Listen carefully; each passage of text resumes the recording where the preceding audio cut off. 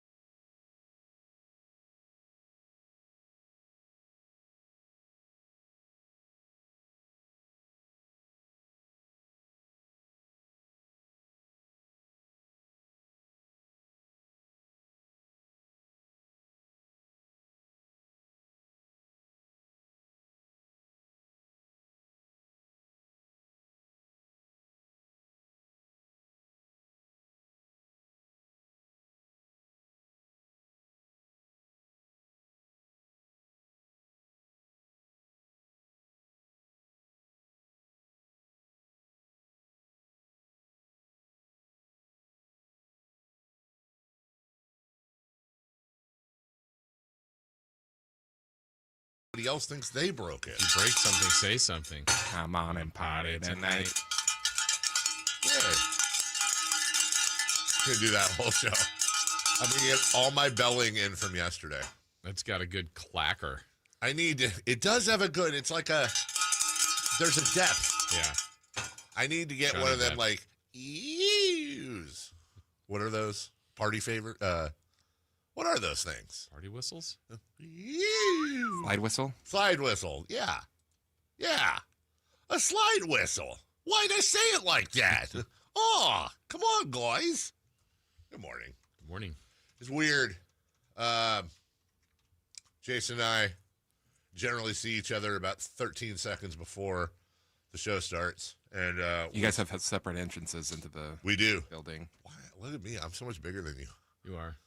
I mean, and not just weight-wise, but shirt kind of makes you look fat. I feel like it is a little too big for me. I mean, my fat makes me look fat, but I feel like it makes me look fat. It's a Fat Tuesday. Not for a few months. I have, I went down a number of rabbit holes yesterday. How'd that go? Some How'd you get carrots, out? some cotton, some, basic money stuff. One of them was, I don't even know how I got there, man. It's because I found out that for some reason that Maura Kelly from the movie she did on ice skating with D.B. Sweeney, Cutting Edge, and also the worst character in West Wing history, Mandy, had voiced Nala on The Lion King, and I didn't know that for some reason. What an idiot. Right? And then I started going down this rabbit hole on Lion King and like how it came about. The Disney studios were just starting to kind of wake up animation-wise because Don Bluth was kicking their ass with American Tail and stuff like that. And then so I went down this whole Lion King rabbit hole and was surprised to find that most of the artists that voiced, like Matthew Broderick, for example, like all but like maybe one or two, they voiced it and then somebody else sang it, including Nathan Lane, who didn't sing his parts, which is really, yeah, right. He's a singer. That's what I'm saying. But then when they listed them, it would say Nathan Lane played, Timon, I think. But then somebody else sang his parts. And I was like, why would you do that? Why would you do that? And then, so here's the point. So I come in and Jason, hi, Dave, hi, Jason. And generally the way we'll, sometimes we'll just make weird sounds. Sometimes, it's, yeah, stuff like that. And he started singing, Can You Feel the Love Tonight by Lion King, just out of the blue. Oh, he's listening to it. And I'm like, what are you doing? Yeah. And then he said, well, I'm in on your phone. Well, okay. And then it was just weird when that happens because then you wonder, like, well, did we say something? What subliminally? Like, how are we both doing Lion King stuff separately? And then you come in and you do that. So that was rabbit hole number 1. Rabbit hole number 2, before I get to this, I have a question. Chris, if I wanted a song put into the rotation, I've asked you this before. Do I just give you the link? Yeah. I have been obsessing on this stuff, and I want to give it a shot here. I want you to, this is just an example, okay? So you guys hear that okay? Or is that not, is this, I feel like I'm hearing it in one channel. No, it's in 2 channels. Okay, so any idea what song this is? Let's see if any of you can get this before it. Is this that weird Italian song that's gibberish? No, you'll recognize it in a few seconds, no doubt. Any guesses? I wouldn't blame you. Is it the guy that repurposes songs and Yes. change them? Okay. Yes. I don't have it yet. He, at his words, he souls a lot of different songs. He reimagines them. Yeah. I obsess on, I love reimagined songs. I have a whole playlist in my Spotify of nothing but like, there's like a really slow thematic version somebody did of Fortunate Son by Creedence Clearwater Revival. Different stuff like that. I love human creativity. So there's a whole slew of these. First off, it's a fun beat. Here you go. You'll get it in a second. Okay, maybe 5 seconds, but you'll get it right away. And I want to incorporate these. Freezing, rests his head on a pillow made of concrete. But it fits. I knew Maybe he'll see a little better Saturday. when I was listening to this, I knew Oh Chris my would gosh, be. you're just lame. Right. Faces that he sees time again, ain't that familiar? But if I hadn't heard this song before and this came out, I'd be like, that's a fun song. And I'll let the chorus play. He can't help when he's happy, he looks insane.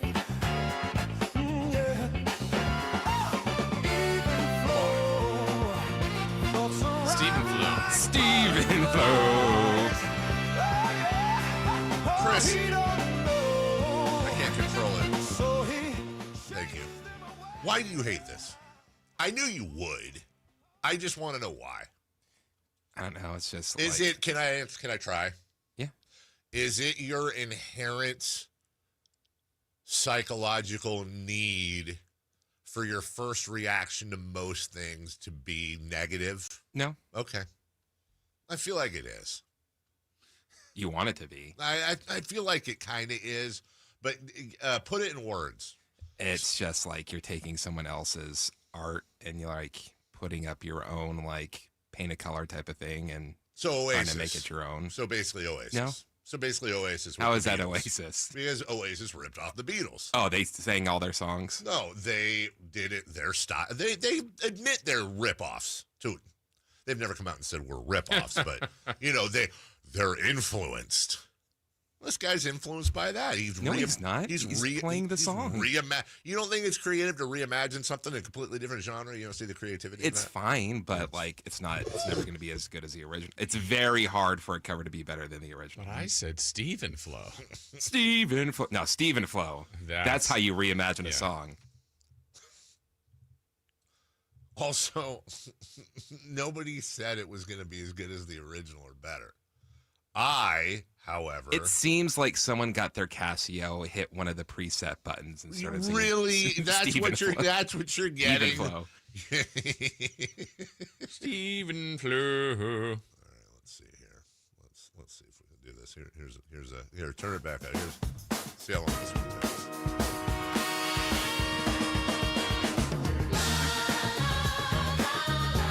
It's fairly easy, right? I know what it is, and I know You know what? I know why I don't like it. I know what I'm getting to. Why don't you like it? It's like a live band karaoke. That'd be a pretty good live band. Oh, wait, never mind. I can't. I'm going to say a bad word here in a second. Get back in that box. What's in the box? That'd be a pretty good live band. Yeah. I'll tell you right now. Like if they're at a hotel in Reno and I'm sitting at the bar, I'll sit there and I'll be like, "Oh, this is cool." But only in Reno. Yeah, maybe Fresno. What? What if? Like that's kind of what I'm saying. Livermore. If Good call. if I was in a bar and that came on, I might get up and shake my booty, brother. It's reggae a little bit. Are you sure? I am not. Nirvana, roots reggae. Okay, now I'm sure. Let's go. I haven't heard this one yet, actually. That one's kind of weak because he's not singing.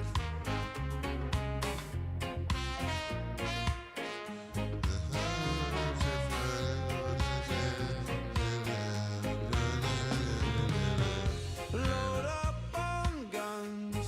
Bring your friends. It's fun to lose and to How do you not love this? pretend she's over. How do you not mildly like it? And self-assured, oh no, I know a dirty word. Hello. Hello. Oh, Hello. Burger. And then the other rabbit hole I went down was Nazis. What? Let me explain. Please. So guess. there's been like a bunch of, I'll tell you how I got to this rabbit hole. just being on Twitter for 5 seconds. No, I was actually detweeting, Twitterfying. So, What's that mean? I don't know. Like World War II and all that's like a pretty, it's a pretty bad thing. It's a pretty popular place for movies to go. Like there's been a ton of movies, war and movies, go together and make some of the great epics of our time. And there's been a ton of stories told from just that war alone, including Schindler's List and 500 others that we all know. The rabbit hole I was going down, and I don't profess to, I'm going to keep going down this hole because it's really fascinating to me, but I don't know the whole story, is the story of the Danzler brothers and how they Tony? Tony Danzler? Mm-hmm. How they both were German and they were cobblers, I think, and they were in the Hitler Youth or supplied the Hitler Youth with shoes and different things. And then at some point when the war ended, they didn't like each other much. The brothers didn't. And so they went and formed their own companies. Adi Danzler was one of the brothers, and he formed a company called Adidas, and then his brother Adidas. Yeah, Adidas, thank you. And they originally wanted to be ADDAS, but that was like a kids manufacturing company and patented, so he added the I in the middle. And then the other brother formed Puma, right? And so Puma. you can't, for example, you can't come out and be like, well, those uniforms were quite nice. Those were, say what you want about them, but the uniform, they had the brown road version and the gray home version, But you could tell that there was obviously more thought and work, a lot of thought and work that were put into the appearance of these uniforms, right? Well, it makes a little more sense now when you think about, well, is that because two of the preeminent designers in world history were consulting, if you will, for these uniforms and different things, right? And then the war ends, and they have the Nuremberg trials, and it's kind of cloudy as to how involved or not involved they were, and there are differentiating thoughts on what they did or didn't do during World War II. But no matter what you say, Adidas is a massive brand. Puma is a massive brand. So you have two of the preeminent, I would say, on the Mount Rushmore of sports brands. You have Nike is, of course, number one. I don't know if Puma makes it, but They've been making their way up there. They've been making advances. Like Marvin Bagley's signature shoe, I remember, was a Puma shoe. Adidas is not just in the world of sports, especially soccer, but also in the Run DMC kind of helped put them in the pop culture world when they weren't exactly killing it back in the early 80s. So you have Adidas and Puma that are these massive, massive global brands. But how have we never had a movie? And if somebody goes, well, yeah, we did the Shoe Brothers in 19. Well, okay, well, if we don't know about it, then it didn't happen. How do we not have a movie that like documents what the life of these brothers, what they did during the war, and then how they somehow managed to move from that? Because I want to learn about that. I think that's a fascinating story. I knew there was some sort. I knew that the founders were brothers.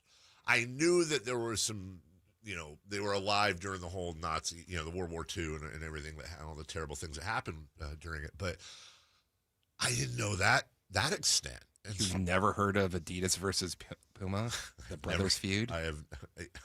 No, You can watch it on Tubi. What year did that come out? 2016. Yeah, Pre-pandemic. You. Yeah, no, We have a correct You, answer. you didn't see that when you watched everything during the I pandemic. know. I would watch that. TV miniseries in this year, Sneaker Wars, Adidas versus Puma I wonder how much that. on Hulu. Oh, really? I wonder how much that actually goes into the history. My guess is Adidas and Puma don't want out there that they're Oh, brothers. I would agree with you. I would agree with you, but that's the thing. Like, on one hand, and again, to be clear, I don't know. I have no idea from this point forward any part of this or what I'm talking about. But like, the whole Schindler's List thing, the concept there was you had the guy who was on the inside, but like did things to help and, was a total hero, right? Like, I don't know if there was one or more of the brothers that were, not doing similar stuff in the sense of the Liam Neeson character, like that hardcore, but like if they were on the inside doing the best they could and helping out and they were good people, then like that's a hell of a story. Now, if they weren't, then that's a hell of a story. Right. It's not going to be it's not going to be celebrated, of course, but that's that's a huge part of our history. My dad says to tell my sister to make the movie. Yeah. Okay, Dad. So So interesting rabbit holes you went down. I know. Well, because what happens is, so I'm watching baseball and then I have football and I'm watching that, but then And I'm so bored. I'm so bored, yeah, because occasionally the commercial breaks would align. Yeah, the nerve. And then I'm like, okay. And I don't know how I got on. I've been on this soulification of these popular songs for a few days now and collecting them. But then I don't know how I went from, I think I went from Lion King to shoe companies and the Nazis. I don't know what the connector was there. I really don't. Maybe Jeremy Irons. I don't know because I was reading about him, which he has nothing to do with that is what I'm saying. But like, I'm trying to think of a crowd. I don't know. Maybe he was in a movie about him. I don't know. Jason, I don't know. I wish you wouldn't ask me these questions. Okay. But Sorry, my bad. how was your evening? It was good. It was less eventful than that. What was for dinner? That's what I want to know. You were. I think I could give you a lot of guesses, and you will not land this one.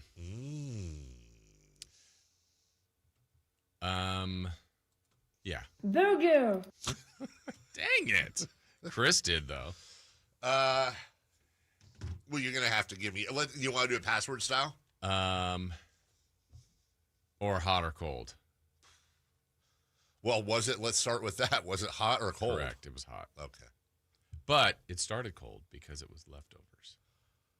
Okay, so you had leftovers, and now did you repurpose the leftovers into a different dish, or did you heat No. them up into the same dish? Same dish. Okay, here's my biggest hint I can give you. I don't know that it'll get you there, Play along at home, everybody. but I have brought this dish in before. Oh, is this was it gumbo? Ish. Gumbish? Oh, it's Jambalaya. like Jambalaya. jambalaya. No, it's It's you were there. gumbo-ish. Is it gumbo's girls? Not quite. Oh. What's gumbo-ish? That's not. It's gumbo. Oh, it is gumbo, It's a but different version. the only version I can remember because you can't have the seafood version. Right. is the one that's this herbs. Gumbo's Oh there. my gosh, you're just lame. Okay. So then it's just a different vegetable gumbo. It's okra gumbo. How is leftover? Crumbo. A crumbo. Yeah. It sounds like a politician. It was made when I was with the family in Southern California. So we had Gotcha. some You that was brought brought some back, up. and we finished it last night. What happens? I'm always. It does. What? Because okra is a natural thickener, but the knock on okra can be that it gets slimy. Yeah. Was it slimy? Not super slimy. And I did not observe how this was made, but there's certain, I would say, tricks or, I mean, there's some ways you can't prevent it, but Sure. it wasn't like completely slimy. So We don't have a lot of. I wonder. I prefer the regular gumbo, me personally. Sure. But this was good. I mean, it's got all the meats and the sausage, the chicken, the beef, and then over rice. It's pretty good. Okra is not used out here that much, and now I'm starting to think. I just went to the grocery store yesterday. If I could find okra, Yeah, this one honestly was just frozen. yeah. Like Yeah. I could probably find frozen okra. frozen vegetables. Yeah, Frokra. yeah, you're right. In regular and like Yeah. the produce, I don't know think that it so. is.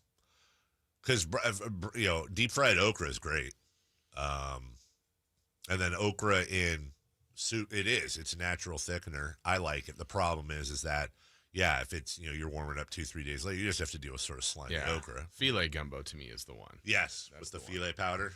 I agree. Yeah. What'd you have? Go get there and get the ball there.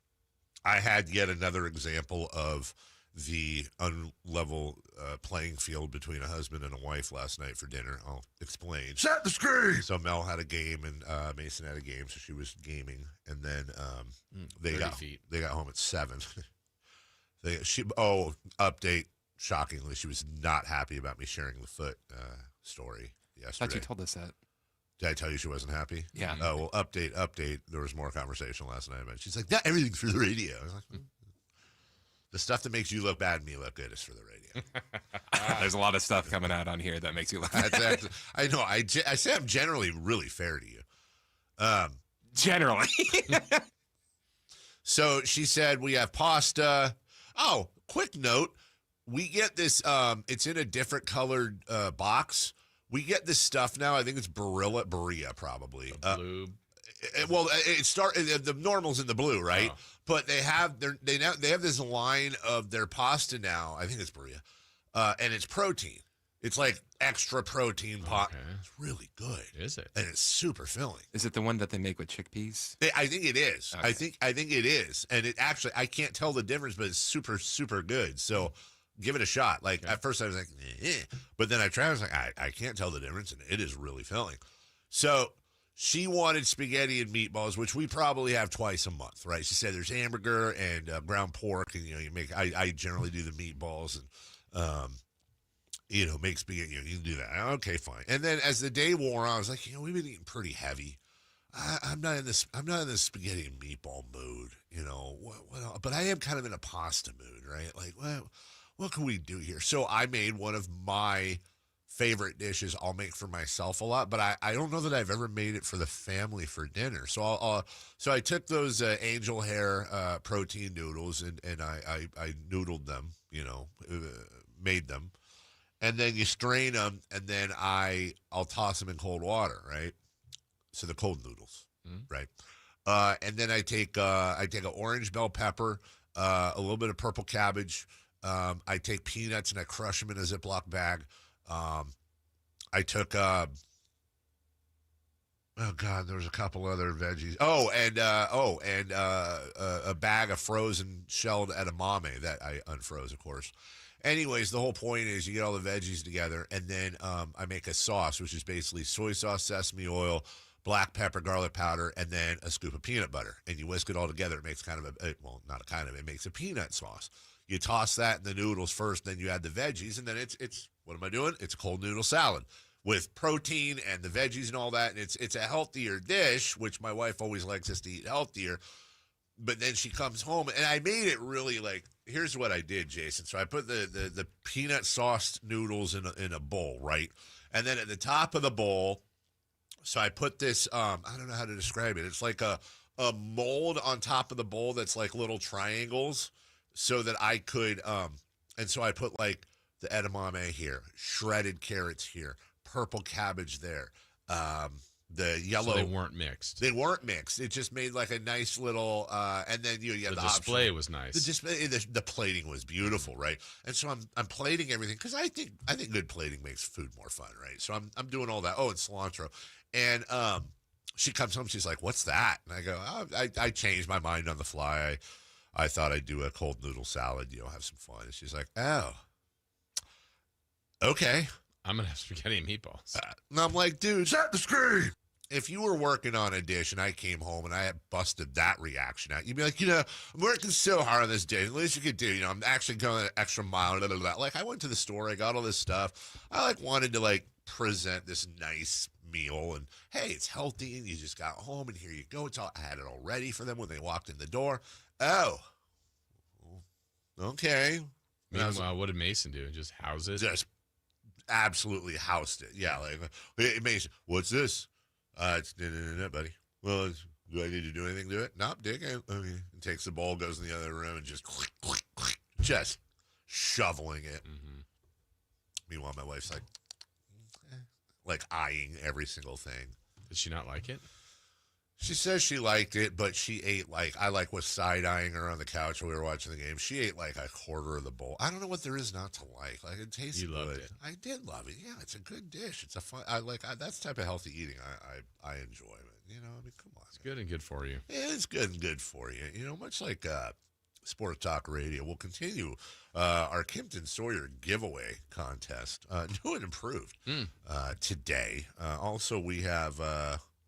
Am I missing another? Oh, no, that's Wednesday. Never mind. Mountain Mike's tomorrow from the Niner replay thingy we do.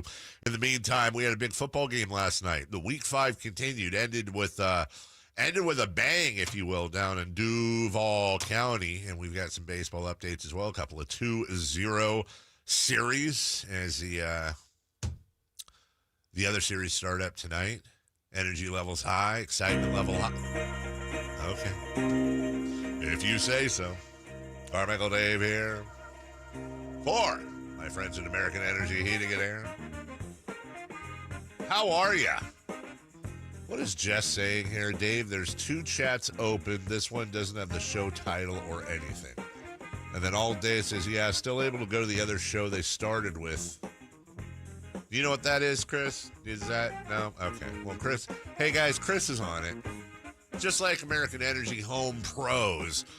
Or on your plumbing, if that even makes sense. What are on your plumbing? They're doing plumbing now, which is fantastic and fun and exciting because you've got a company that is so good at your HVAC needs, whether it's your air conditioning or, as we now, even though today will be hot, as we slide towards actual fall and then wintertime, they're so good at what they do in your house with your HVAC systems that they've expanded now into plumbing, which is super exciting, not just for them, but for you, because now you can get kind of a one-stop shop. They'll come out to your house. They're still your second opinion partners, and they'll look at whatever bid you have from your other HVAC company you may have mistakenly called. We'll forgive you. Or a plumbing company. And they'll come in and say, no, we can do it for this. And then, boom, you saved money, and you're working with a company that has an A+ with the Better Business Bureau. 916-520-9990. That's 916-520-9990 or AmericanEnergyAir.com. American Energy, making the uncomfortable comfortable. We'll take a break. Safer out next. The only place you'll find Keegan Murray is Sacktown Sports. Out to Keegan Murray, straight away for 3, and Keegan knocks down the triple. Hey Sacramento, it's Keegan Murray, and you're listening to the home of Sacramento Kings, Sacktown Sports. Your local sports leader. Okay, I have to tell you, I was just looking on eBay where I go for all kinds of things I love, and there it was. That hologram trading card. One of the rarest, the last one I needed for my set. Shiny like the designer handbag of my dreams. One of a kind. eBay had it, and now everyone's asking, ooh, where'd you get your windshield wipers? eBay has all the parts that fit my car. No more annoying, just beautiful. Millions of finds, each with a story. eBay. Things people love. Workdays can be unpredictable, but your workwear shouldn't be. With a Cintas Apparel Plus program, you'll have freshly laundered garments for everyone on your team delivered every week. Cintas has workwear for just about any job imaginable. with high-performance fabrics and an uncompromising fit that stretches and moves with you. Don't leave looking and feeling good to chance. Visit Cintas.com. Oh, I'm ready! And get ready for the workday.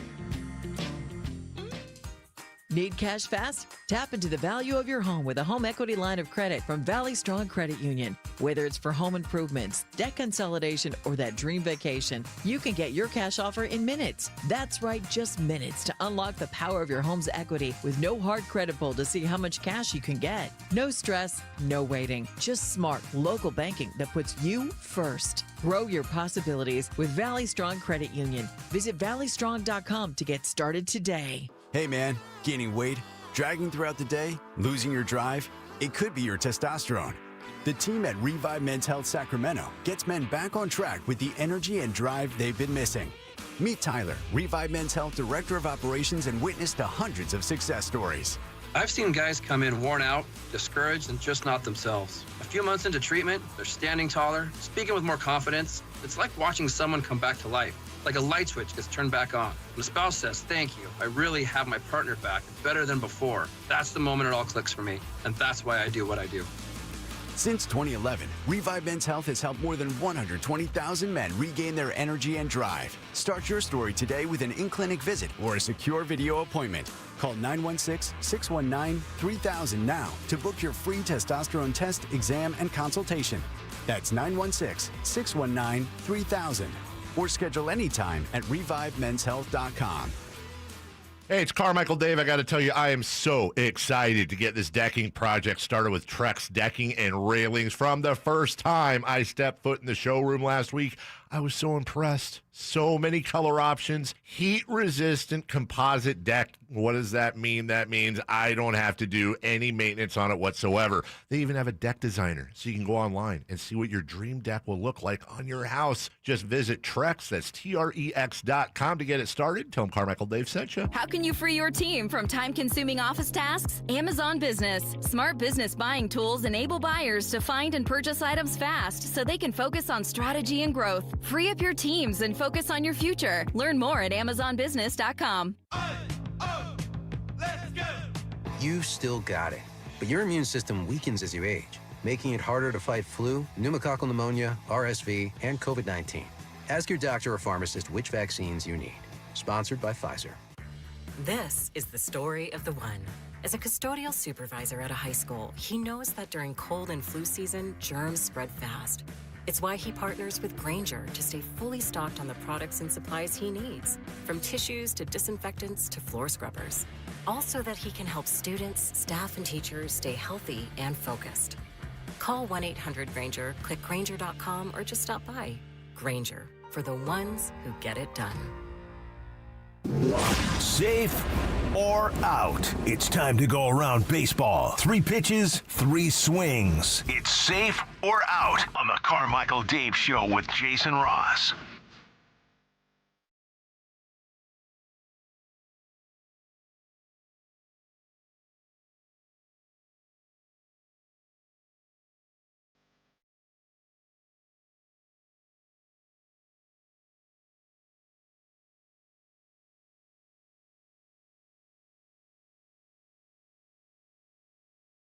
David, are you here?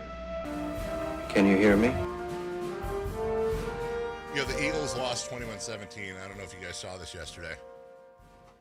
But how did my chair go up? There we go. They replayed the Hail Mary the Eagles threw at the end of the game. So Jalen Hurts drops back, throws a Hail Mary, and it was tipped. You had A.J. Brown and somebody else in there. Anyways, it was tipped. Somebody caught the replay from the back of the end zone angle. And as it was tipped on about the 1 or 2 yard line, you see an Eagles player running full speed towards the end zone. It was Jalen Hurts running in case there was a deflection. And it got me thinking. He threw the ball, took off full speed, and was at like the 2 yard line when the ball landed. And go ahead. Okay. So it was important. It was important. Yeah. I started thinking, If that ball had been tipped and Jalen Hurts caught his own Hail Mary for a last-second win, where does that rank in all-time football plays? Maybe number one. Like, right? Like, maybe that would have been the greatest football play. He's like Bugs Bunny, threw a touchdown pass to himself. That's the exact dude. That Mr. is Perfect already did it. Huh? Yeah. Oh, what movie? No. The Intercontinental Champion, Mr. Perfect. Has he ever lost? When did he? What would you say was Mr. Perfect's worst loss? Your opinion? Probably to Bret Hart. Then he's not perfect. Mr. Imperfect. Mr. Imperfect. Mr. Good most of the time, but occasionally fails. So I was just thinking, like, we not almost, but like we could have just won. And you think that like they would, that actually seems like a play you could practice where like just tip it forward. Just get up there and tip it, unless you can catch it. Tip it forward with one hand, and boom, Jalen Hurts catches his own game-winning Hail Murray. Vegan Murray. I was saying to the guys, I tweeted this yesterday, but how funny would it be if we were interviewing Keegan Murray? He's like, yeah, I got married, and then we asked him about his menu, and he's like, well, one thing is my wife and I, we've cut all meat and dairy out of our diet. Therefore, you can now call me Vegan Murray. How great what kind of merch could you come up with for that?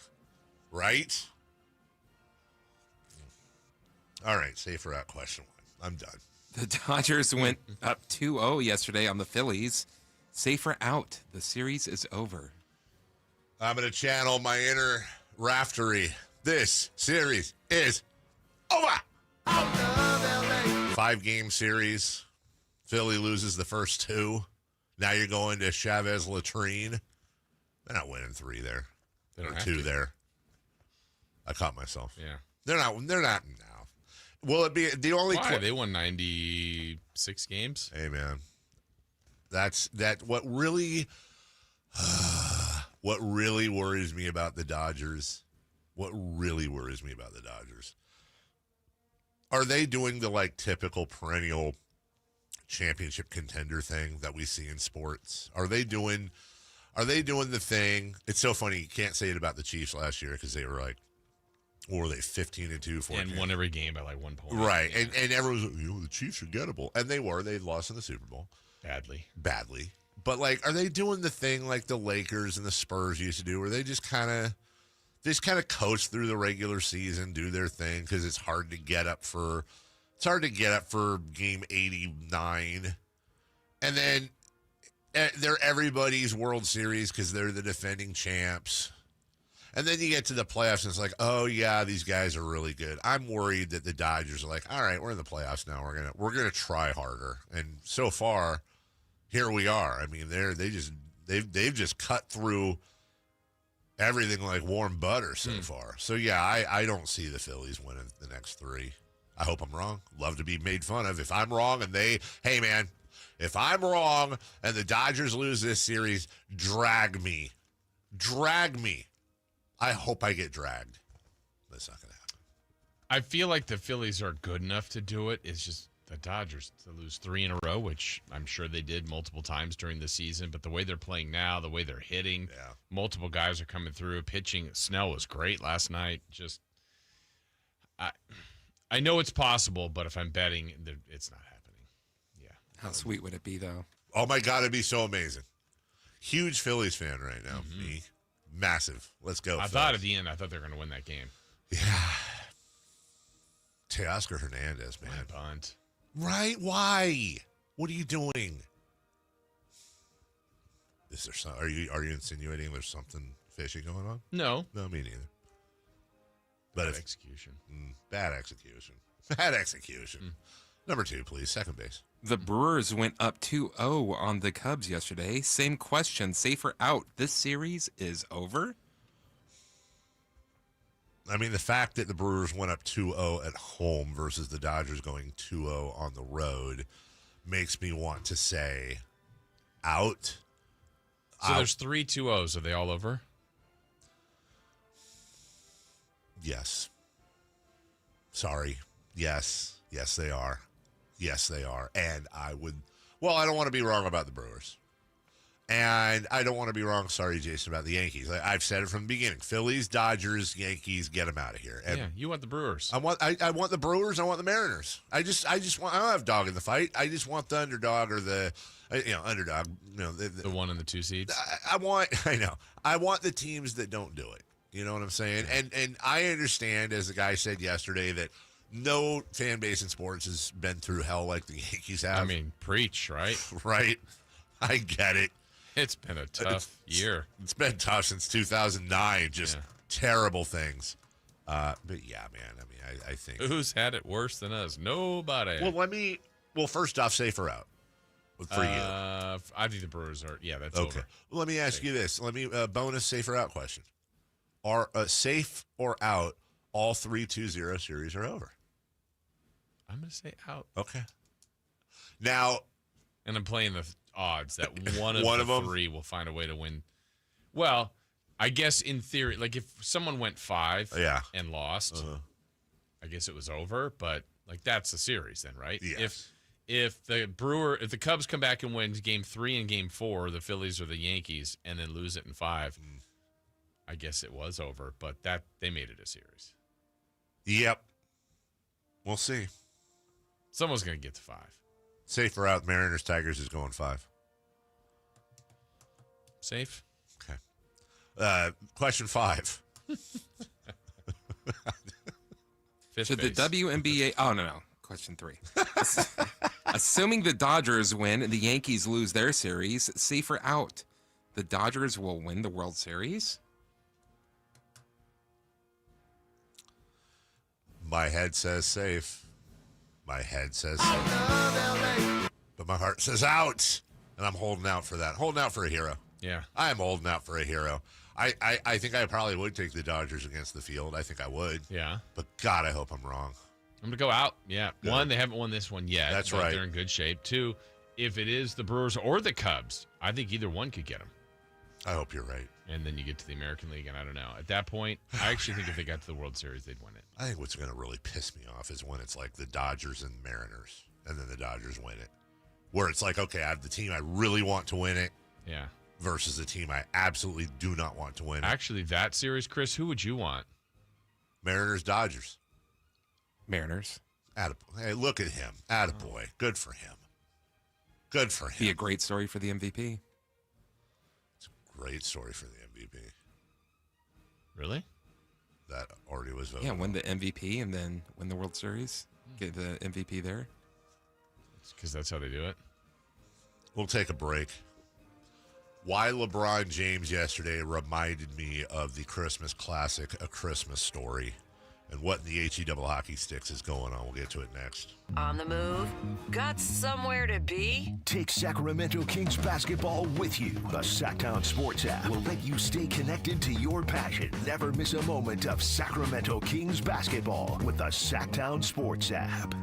I'm Ed Evans, CEO of Consumer Cellular. Ever wonder why Big Wireless wants you on an unlimited plan? They probably want you to cover the cost of those 20-somethings using all that data every month. But most people 50 and up like me only use 12 gigs or less. Don't get bamboozled by Big Wireless. Switch to Consumer Cellular. Our plans start at just $20, and we use the same towers as the big guys. Join the millions who choose something better, because if you're not using all that data, you're probably getting used. Call 1-888-FREEDOM or visit consumercellular.com/facts. Plans include $5 credit for auto pay and e-billing. See site for additional facts. I'm Scott Hansen, host of NFL Red Zone. Lowe's knows Sundays are for football. That's why we're here to help you get your next DIY project done, even when the clock isn't on your side. Whether that's a new Filtrete filter or Bosch and Cobalt power tools, Lowe's has everything you need to feel like the MVP of DIY. So get it done and earn your Sunday. Shop now, in-store and online. Lowe's, official partner of the NFL. Everyone has a past, but what happens if you've made mistakes and made good on that past, but it keeps following you?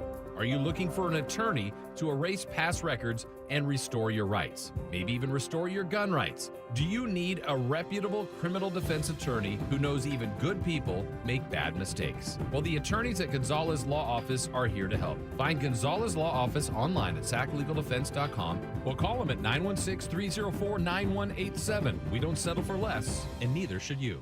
Just announced, Stockton Honda has been named #1 of California's best car dealers in 2025 by USA Today and Statista. This prestigious award is based on thousands of customer reviews and recommendations, ranking dealerships for service, value, and satisfaction. Out of hundreds evaluated, Stockton Honda is proud to be #1, recognized for all-around excellence and commitment to our customers. Visit Stockton Honda, where reputation meets the road. Anytime, anywhere, it's all here. StocktonHonda.com.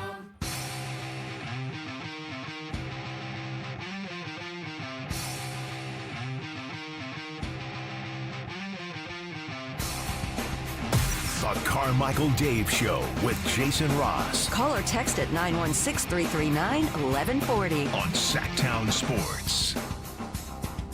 This is what I thought of yesterday. The scene I thought of when I heard the LeBron. When I heard the LeBron James thing yesterday, it's funny because MC and I were arguing over, like, he hates Bronny James and hates LeBron, and I've always been kind of a LeBron supporter, asterisk. Like, there's some ding things he does and says that are like, okay, dude. But for the most part, I admire LeBron James and his career and how he's carried himself. But, dude, if this ends up, what was the one a couple years ago?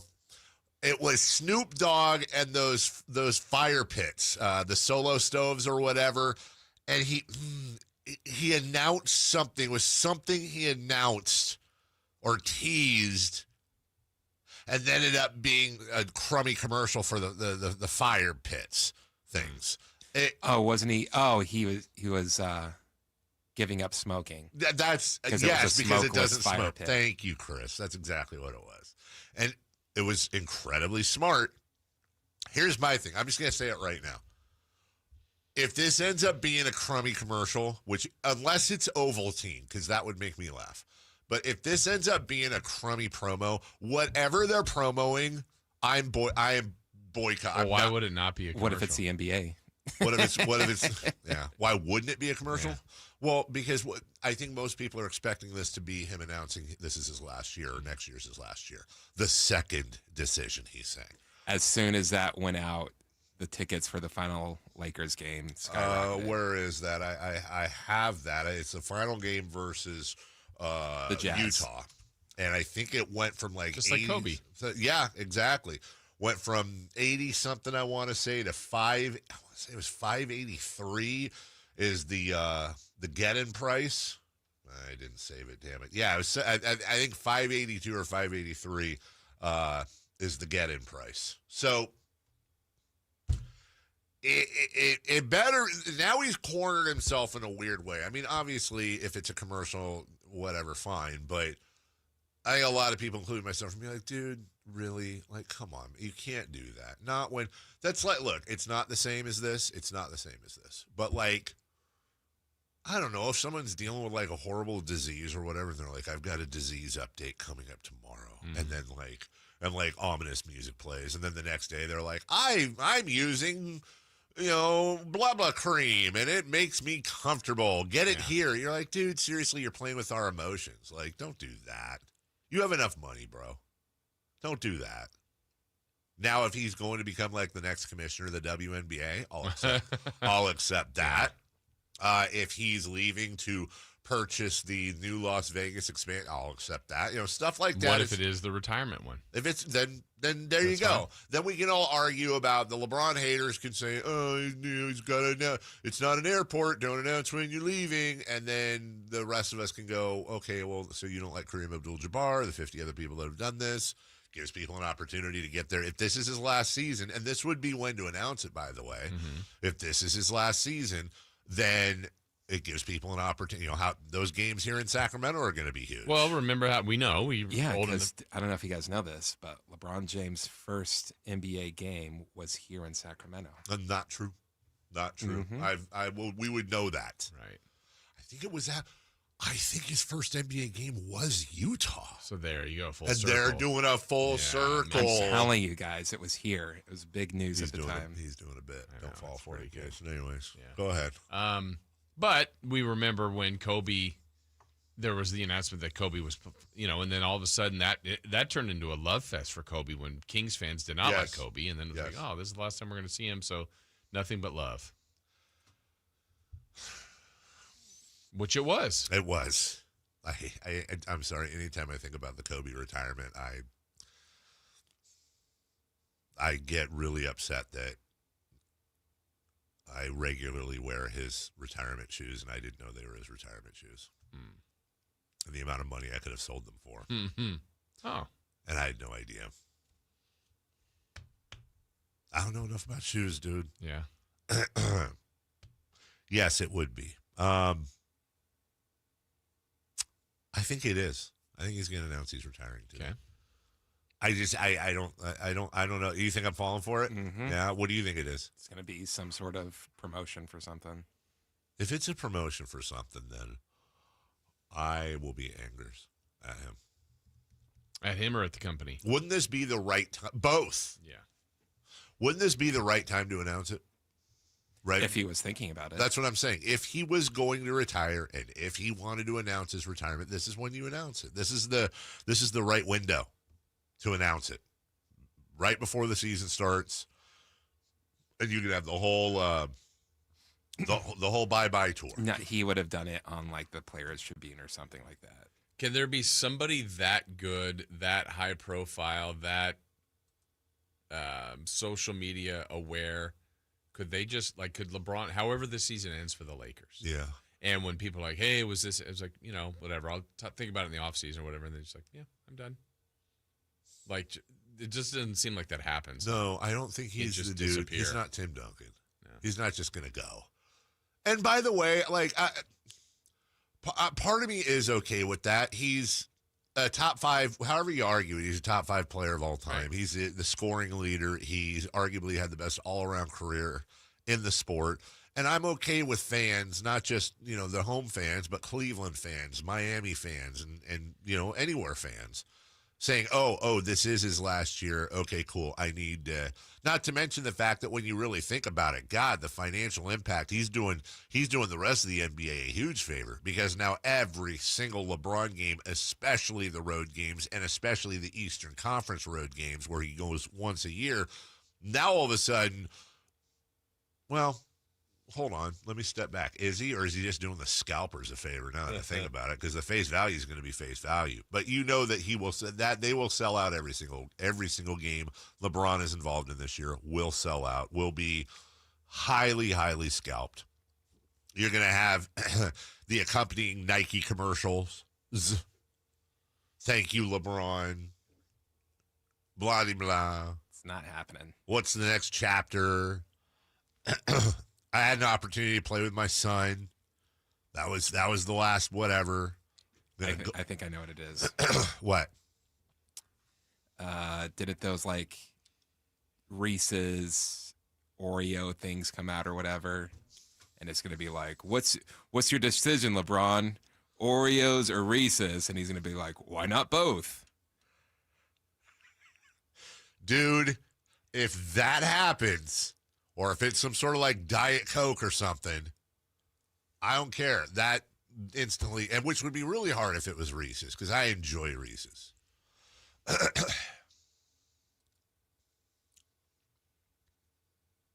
Somebody makes a great point too. If he were to retire this year, that opens up salary room for Giannis next year to join Luka. There is that thought too. All right. Well, I am on record saying I am being duped, and I'm falling for it. I think he's going to announce his retirement, and Chris is in a great position to where he can come into my meeting. Well, we will find out during the show. Yeah, we will. 9 a.m., right? Do we know where it's being? It's today at 9 a.m.? Yeah, it's today at 9. Do we know where it's being whatevered? No, Okay. I think it's just his social media. Well, okay, we'll have it ready for you. And of course, everyone's going to text and spoil it. I don't want to spoil it. I'm not looking at the text. Like, this would be something where Shams is just like, hey, just to let you guys know. See, that's the one thing. I know we got a break, but dude, I thought about that. Wouldn't this be one of those where like they go to Shams and they're like, look, you're going to be sleeping with the fishes, Holmes. Do not leak this. Like, don't leak it, Shams, or you'll never get another scoop again. I could totally see that. Swimming with the fishes. Yeah, is it swimming with the fish? Sleeping with the fish? Something with. You're going to be swimming with the fishes at SeaWorld. Yeah. And it's going to be in winter and cold. We'll take a break when we come back.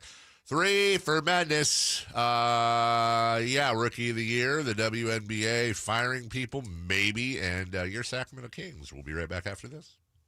Never know what you might hear when listening to a Sacramento Kings game. Out of Keegan, going for another triple. Man, is he feeling it. Keegan, can he do it?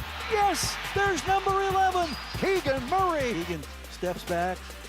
He just knocked down his 12th three-pointer, a Kings franchise record. He's got 45 points. Never miss a moment of Sacramento Kings basketball with Sacktown Sports and the Sacktown Sports app. This is the story of the one. As a safety manager at a manufacturing plant, he does everything he can to keep his coworkers safe. From finding ways to reduce risks to keeping safety supplies in stock. And for that, he relies on Grainger. Grainger offers a broad range of quality products and next-day delivery, so he can always play it safe. Call 1-800-GRAINGER, click Grainger.com, or just stop by. Grainger, for the ones who get it done. Hi, this is Greg Papa. Disasters hit every day. If your home, business, or building has suffered from any disaster, SunPoint Public Adjusters can help. SunPoint prepares, presents, and negotiates your claim with the insurance company, working only for you, making sure you get everything you're entitled to and letting your focus be on what's most important, your family or your business. Call SunPoint today at 888-247-7865 or contact us at sunpoint.us. SunPoint Public Adjusters, the gold standard in public adjusting. License number 2N14884. The deals are on now at the model year-end sales event at Folsom Lake Honda, your one-stop Honda shop.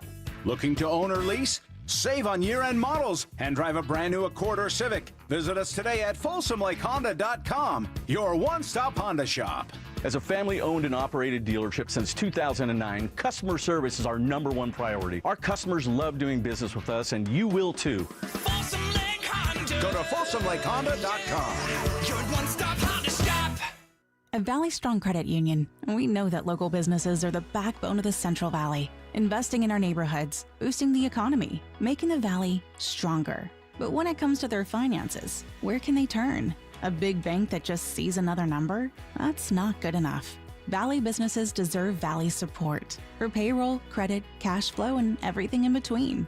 Valley Business is Valley Strong. Learn how our cash management services can support your business at valleystrong.com. Capital Casino, Sacramento's #1 poker room with primetime football. It's back. Capital Casino is giving away $500 per game in high-hand bonuses for every Sunday, Monday, and Thursday night primetime game. Offering the best food, best service, and the best action with the most variety of games in the region and conveniently located at 411 North 16th Street in downtown Sacramento. For more information, log on to capital-casino.com and please gamble responsibly. 1-800-GAMBLER. With Progressive's collision coverage, my family gets up to $1,000 for vet bills if I'm injured in a car accident. And that makes this Chihuahua really feel like part of the family.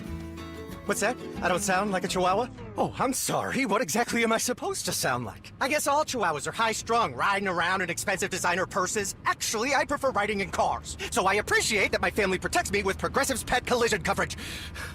Okay, maybe I am a little high-strung. Progressive Casualty Insurance Company and Affiliates. Not available in all states. Coverage for dogs and cats is included with the purchase of collision coverage and is subject to policy terms. Workdays can be unpredictable, but your workwear shouldn't be. With the Cintas Apparel Plus program, you'll have freshly laundered garments for everyone on your team delivered every week. Cintas has workwear for just about any job imaginable, with high-performance fabrics and an uncompromising fit that stretches and moves with you. Don't leave looking and feeling good to chance. Visit Cintas.com. Oh, I'm ready! And get ready for the workday. For over 90 years, Hagen Oaks has partnered with the biggest brands in golf to bring cutting-edge technology to your game. Our one-of-a-kind total game fitting offers a level of experience and precision that is unmatched. From driver to putter, footwear to golf balls, our TrackMan-powered performance studios, 3D footwear scanner, and Ping's Ballnamic ball fitting kiosk ensure every piece of your gear is tailored to your swing. Trust the experts at the Hagen Oaks Golf Super Shop. Total game fitting starts here. KHD1 Sacramento, KYMX HD3 Sacramento. Your flagship station for the Beam Team. From the Power Business Technology Toshiba Studios. This is Sacktown Sports 1140.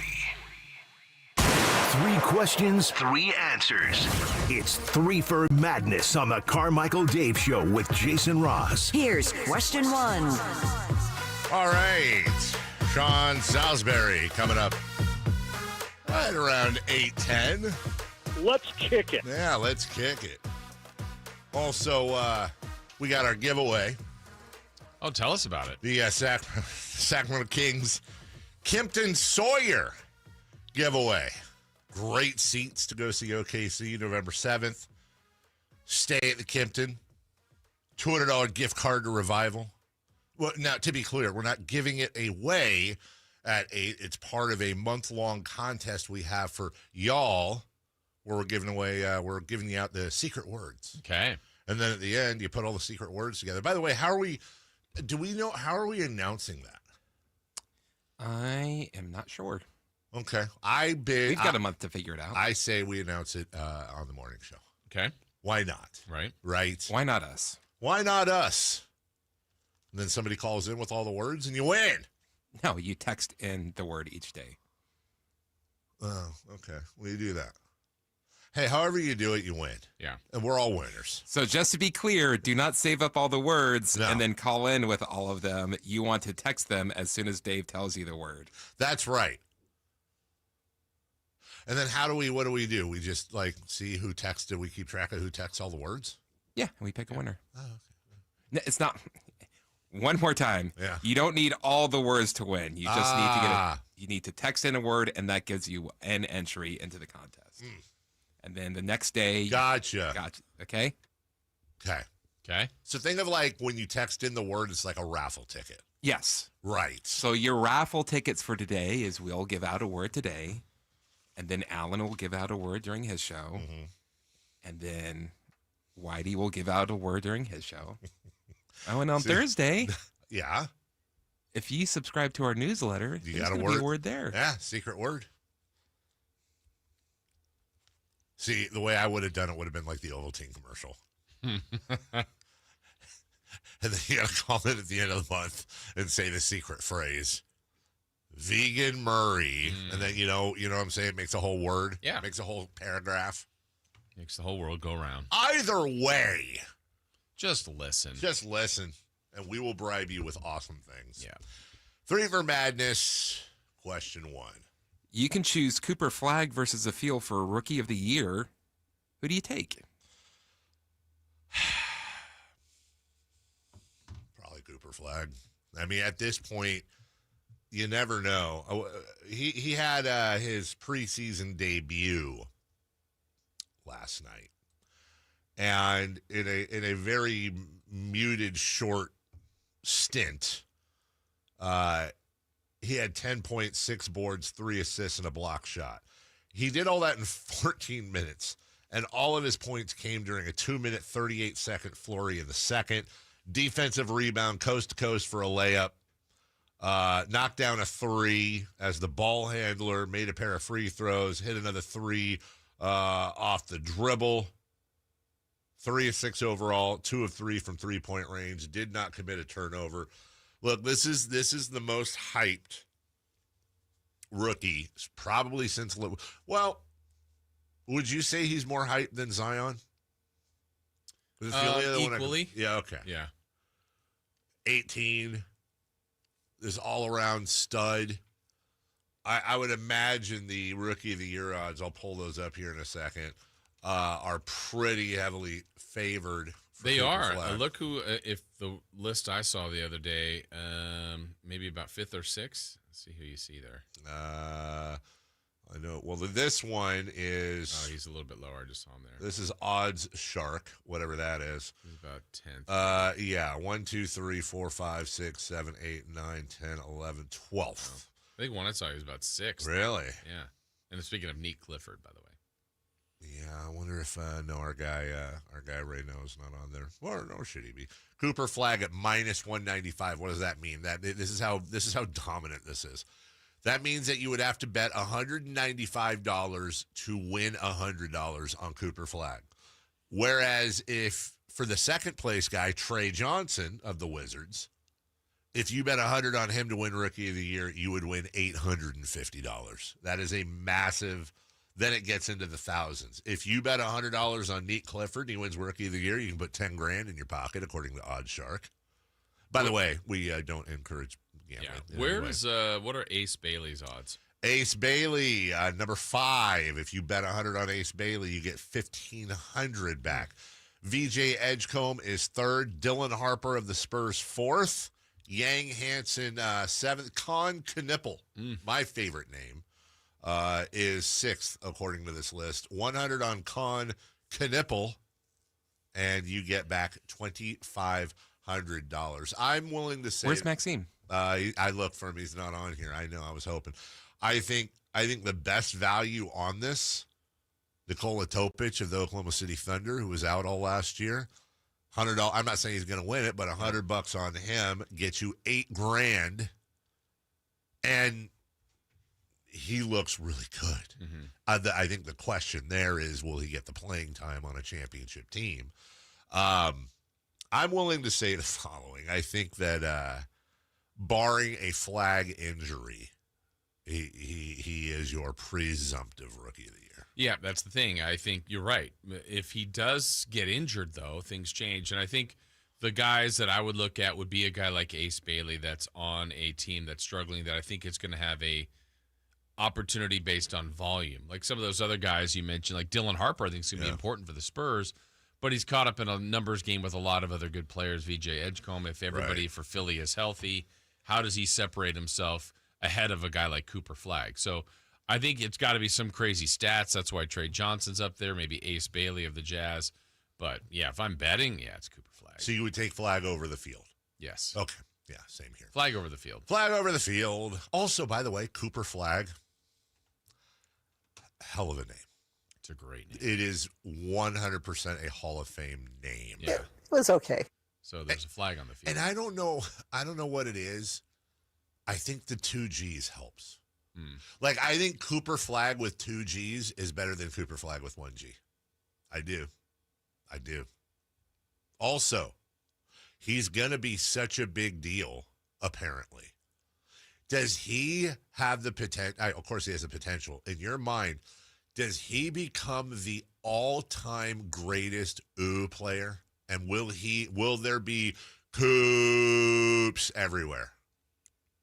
I don't think, like, if we were doing a Mount Rushmore of all-time players, I think Cooper Flag, I just wonder if the fans are going to adopt that because you're going to be saying it all the freaking time. You're going to constantly Mookie Betts? Mookie Betts is 100% on there. Did they do it for Mookie Wilson? I can't remember. Who was it? John Kuhn of the Packers? I don't know why. I always remember him getting it. Obviously, Lyndon Gooch of Huddersfield Town. They do that. Obviously. We all know that. I think Cooper Flag. Cynthia Cooper of the WNBA won like 4 She did. championships and a bunch of MVPs. And once again, Dave forgot about Juszczyk. Well, because he's not doing well for me and, need that touchdown. But I think Cooper Flag. I really am curious if the Mavs fans are going to exercise the ooh. Yeah. Because that half the noise in that arena is going to be oohs. Yeah. And everyone, yeah. Number 2. Question 2. Should the WNBA fire Kathy Engelbert? Yeah, they should. It's time. Look, whether it's fair or not, it seems that the large majority of the players have no confidence in her. And Who does that firing? That's what I don't know, and I did try to look for it. I don't know what the trigger is for that. I don't know if they can take a no confidence vote. I don't know what would trigger that no confidence vote if that exists. I don't know if they have the ability, the players themselves, to remove her. But the owners feel that way. Well, that's the thing. The owners, I would imagine, absolutely the owners could remove her. But I think if you ask the players, do you need a new commissioner? I haven't heard anybody come to her defense. That being said, there may be players that would come to her defense, but they don't want, secretly. They don't want to. You're on the wrong side of that right now if you're coming out publicly. 100% correct, and you're going to piss off a lot of your colleagues, et cetera. But look, the WNBA, they're about to enter a whole new world. This, you could argue, other than the founding of the league, I would say this is the most important 1 to 2 year stretch. You've got to handle Caitlin Clark and Angel Reese correctly. You can do a lot more for Asia Wilson and some of the other existing superstars. They've got their big negotiation coming up for the TV deal. This would be the time to say, okay, thanks for everything you've done. Time to move on and get somebody else in there that is going to do what they need to do. I am curious. She has been the league commissioner for 6 years. Oh, she's the first commissioner of the WNBA. The previous leaders have been titled presidents. She assumed her new role July 17th, 2019. Now, she has presided over expansion in San Francisco, Portland, and Toronto, Cleveland, Detroit, and Philly coming in. But she's already got some... But... What? Passed up Sacramento. That wasn't their fault. Was that offered? That's an interesting conversation. Now I'm trying to remember if we've had this conversation on the air before or not. There's an interesting dynamic going on right now that when it comes to Sacramento and what is the name of the Portland team? Portland. Oh, yeah. We had this conversation? We did. Yeah. Yeah, it's not entirely, it's not entirely their fault because one of the major minority owners of the Sacramento Kings, Raj Mittal, and his son Alex and his daughter, and I think it's called Raj Sports is the name of their company. They own the Portland Thorns, I think, as well. They own the Portland WNBA team. And there's some, I don't completely understand it, so somebody from the Kings is listening, don't get mad at me. But I think it's like you can't, like when Raj and his group went and bought the Portland WNBA team, it effectively blocked Vivek's group from getting a WNBA team because you can't have the same owners sitting on separate ownership boards. So now I think there's, again, I am talking right out of my rear end here, so if someone wants to correct me, please feel free. I think there's like a workaround where like they could form a separate company to buy the Sacramento WNBA team that Raj isn't on to. I think there's workarounds. I don't know, but as much as everyone and myself included will go at Vivek for certain things, this one wasn't necessarily his. That this was something kind of out of their control. Also, I felt like once they added San Francisco, it really hurt the chances of adding here, which stinks. Yeah, bring in someone else, man. Bring in someone else. Let them roll through all this. Let them do the TV deal. And I don't think it should be like bring in Fred McGee. I think it should be or Frida McGee. Right. I think it should be. Oh, Frida McGee. She's been fantastic. Oh, she has been wonderful. Bring in somebody that knows what the hell they're doing. Well, I think with the interesting dynamic, and I don't know the answer to this too, is truly she works for the owners, right? So what do they think? Is that a group that's happy? And clearly the players aren't, or a few of them aren't, at least. We know that. That's obvious. It's very public and very rare for that to have been done. When Collier came out and made those statements, that was shocking how scorched earth she went on her. Yes. But do the owners, are they like, yeah, no, things are good. then that's a big difference. We've seen this with Roger Goodell. Mm-hmm. We've seen there be plenty times, of players have been mad at Roger. Absolutely, but then the owners are like, he's presided over by far the most successful. We're doing great. Yeah, we're doing fine. I don't think players ever questioned the integrity of the league because of Goodell. Yeah, I think you're right. I think it's more, he's a wiener type of stuff. By the way, thanks for the text line for reminding me. Saw an injury report I didn't want to see. We were talking about Rookie of the Year odds, and I mentioned high value for Nikola Topic, who went through a testicular procedure yesterday, and will miss some time, 4 to 6 months. Says Nikola Topic underwent a testicular procedure. He'll be reevaluated in approximately 4 to 6 weeks. Now, part of me is really glad that they didn't go into detail as I subconsciously cross my legs. On the other hand, I don't know, like, when I hear a testicular procedure, and good morning, everybody, I think of two things. Either some sort of like violent interaction that, like we've heard before, like I forget the catcher's name, but he took 2 balls, 1 strike type of thing, and there was damage, and or you think, knock on wood, you think testicular cancer. I imagine and look, it's his business, but I'd like to know that he's not good at business. It would be nice to know he's not fighting cancer, and it's just.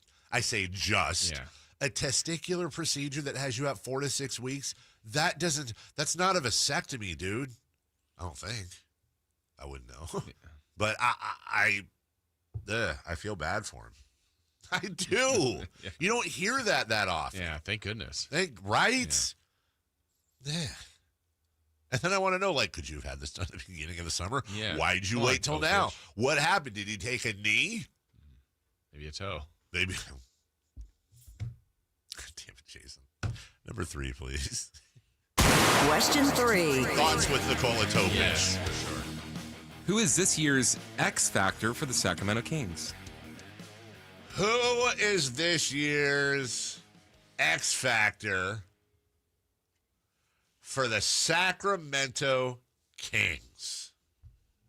From the 916, is Cooper's dad named Randall? I just want to acknowledge that's an excellent Stephen King, The Stand reference. Good for, honestly, I appreciate stuff like that. Oh my gosh, you're just lame. You're lame. How about Katie joining us here? A couple weeks? Couple weeks? Whatever it takes. I think so. Yeah. What is this, elementary school? Oh, I love the Katie soundboard. You're going to have to expand the Katie soundboard. Who is and now here's what we mean by X Factor. So you could say, and I would want to say, I think Zach LaVine is the X Factor. I think Zach LaVine, and we talked about this at length yesterday, whatever he was going through on top of the move, the trade, the drama, the this, the that, you could make that argument and I do think that's probably the right answer. The spirit of my question, though, is it's not an obvious answer. It's not Sabonis. It's not LaVine. What is the thing you're not thinking about, or I'm not thinking about, that, hey, if this goes really well, we could be cooking with fire? And I think the X Factor is not a player. Yes, I do. I think the X Factor is not a player.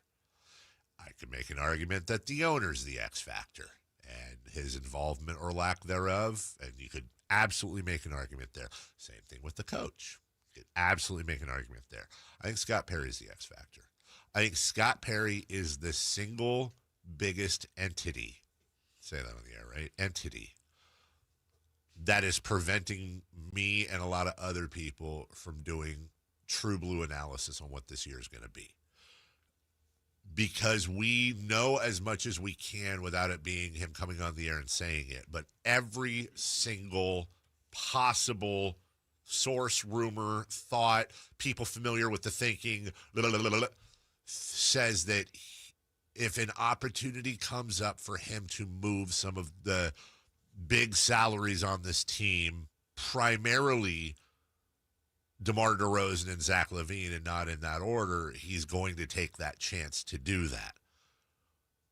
So I don't know it is impossible to predict or analyze what this team's going to do. It's hard enough already. It is impossible to do that because I don't know. What I do know, Jason, is that, in my opinion, in a perfect world, the Sacramento Kings are going to lose a very, very good player in Zach LaVine. I don't care what you say about his salary. Take salary away. He's a very, very good player. In a perfect world, the Kings are going to lose that player for effectively nothing on the court. In other words, they'll get draft picks. They'll get some high-salaried expiring player. They might get a couple of young guys not ready yet.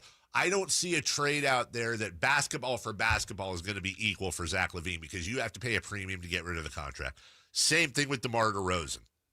I don't think they're going to trade DeMar DeRozan and get somebody back that's going to score 22 a game and da-da-da-da-da. For me, again, there's two huge moves out there that may end up being really bad on-the-floor basketball moves, but really, really good cap and draft pick and stock the cupboard moves. If that happens, you can take this 36, 38, whatever over-under or win total, you can throw that out the window. That's going to go down. If they keep them and they gel and they mesh, yeah, you're looking at a 500 perhaps or slightly better team. So I think what Scott Perry does, and by extension also what other general managers are open to doing, is truly, he has more control to me over any single player or any single entity in the organization other than the owner, who I think is going to back off this year. I think he has the most control, and I'm really curious to see what track he's going to be on this year. So my X factor, that's interesting that you pick Scott Perry. He's responsible for getting this X factor. I think it's Dennis Schroeder. Yeah. And I'm picking him because of what the team was a year ago versus now. He is the single greatest change in the fact that he's going to start. He'll have the most minutes played over Maxime or Clifford, I believe, assuming everybody's healthy. He will have the biggest impact. He's a leader. He's experienced. He's come off a great summer. Mm-hmm. And, when people we blue skied some things yesterday. That's right. And said the best of the Bulls West was when Chicago had Lonzo Ball with DeMar DeRozan and Zach LaVine. Well, you do have a point guard that's willing to distribute. So I think there's a lot that's going to go on to Dennis Schroeder. Everything you hear Doug Christie talk about is defense, wants to pick up full court, 94 feet. That's the guy that's going to be doing it, or at least the first one in the game that's doing it. So to me, I think he's going to be a really important element. I expect great things from Sabonis, from all the other guys that we've seen, but the one that we haven't with this group is Schroeder. True. So to me, I think he's the X factor to make it all either really, really good or just kind of, it's just another season of Kings basketball. I agree with you. Sorry, I was distracted by the phone and whoever called in. Sorry. Was that you? Mm-hmm. Okay. I saw Chris's name on the phone is what I'm trying to say. Yeah, exactly, and that completely threw me. So if you... Hey, Dave, I know what mine is. That's what I thought. I was preparing for something. I was flinching. Wait, were you that worried? Yeah, because I look over and I see your last name, and Jason's making all these points, and I'm into this conversation with Jason. I look over and I see Verlot on the caller ID, and it just completely threw me. Like, what's coming? What's happening here? A couple of the stations are having trouble with their phone line, so gotcha. Just want to make sure. Dennis Schroeder, I think, is an excellent X Factor pick, and I guess my question with Dennis Schroeder is, what has been his biggest influence in his career? I was looking through his career. I don't want to slam Dennis Schroeder. Yeah, I don't know that it's been there, but I think this is a situation where it can be. Yeah. Right? I don't know that has he been in this spot before? Maybe a little bit last year when he first went to the Nets. But I don't think the Kings that was a young team that, hey, just go kind of produce, get stats, help this team, grow. This is a team that's really in that in-between stage that hasn't done the full teardown, but also hasn't given up on being a playoff team. So he's got some good talent around him that he can help. I want to see if you come to a similar conclusion as me. If I give me your best guess, Dennis Schroeder, lifetime win and loss percentage in the NBA. Do you think he's above or below 500? Below. 100%, right? I believe that. That's what I believe too. Dennis Schroeder's 449 and 393. Oh wow! It completely surprised me. Now, This actually, do you remember the 2014-15 Atlanta Hawks being 57-20? 57-20 with him playing, by the way. Yeah. I didn't know they were a 1 seed with right. I completely forgot Coach Bud, and they had like 4 All-Stars. Totally forgot about that team. 57-20 on that team, 47-33 the following year. Like that's when he did it. That's what, 40-25 with OKC in 1920, 47-32 the year before. Now, again, he wasn't the focal point of those teams. Right. I was really surprised. I thought he was actually going to be really way below 500. He's got an opportunity now at whatever he is, 37 years old or 32, 31, whatever it is, to come in. But I think most importantly, as they've said, they wanted a guy who's going to play both ends of the floor, who's going to pick up on defense, and is a true point guard. Mm-hmm. We shall see. We'll take a break. When we come back, are the Jaguars for real? And Trevor Lawrence with the most important drive of his career. Save the Hoblet music. We'll be right back after this. Never know what you might hear when listening to a Sacramento Kings game. Out of Keegan, going for another triple. Man, is he feeling it. Keegan, can he do it? Yes, there's number 11, Keegan Murray. Keegan steps back. He just knocked down his 12th three-pointer, a Kings franchise record. He's got 45 points. Never miss a moment of Sacramento Kings basketball with Sacktown Sports and the Sacktown Sports app. Carmichael Dave here with breaking news. American Energy Heating and Air is changing their name to American Energy Home Pros. No, they're not going to do poetry, not that kind of pros, as in professionals. Hey, listen, I've told you for months, they want to be your second opinion partner. Of course they do. They want to come out to your house for free. Take a look at whatever offer you've been given on your heater, on your air conditioner, and now your plumbing. And what will they do? They'll give you a replacement quote. They'll give you a second opinion, which does 2 things there. Number 1, it lets you know that whatever service you've been quoted, you actually need. And number 2, it's going to let you know, A, if you have a great price from somebody else, or B, more probably, if you have a better price from American Energy Home Pros. Been in business since 1981, 916-520-9990. That's 916-520-9990. Let's go!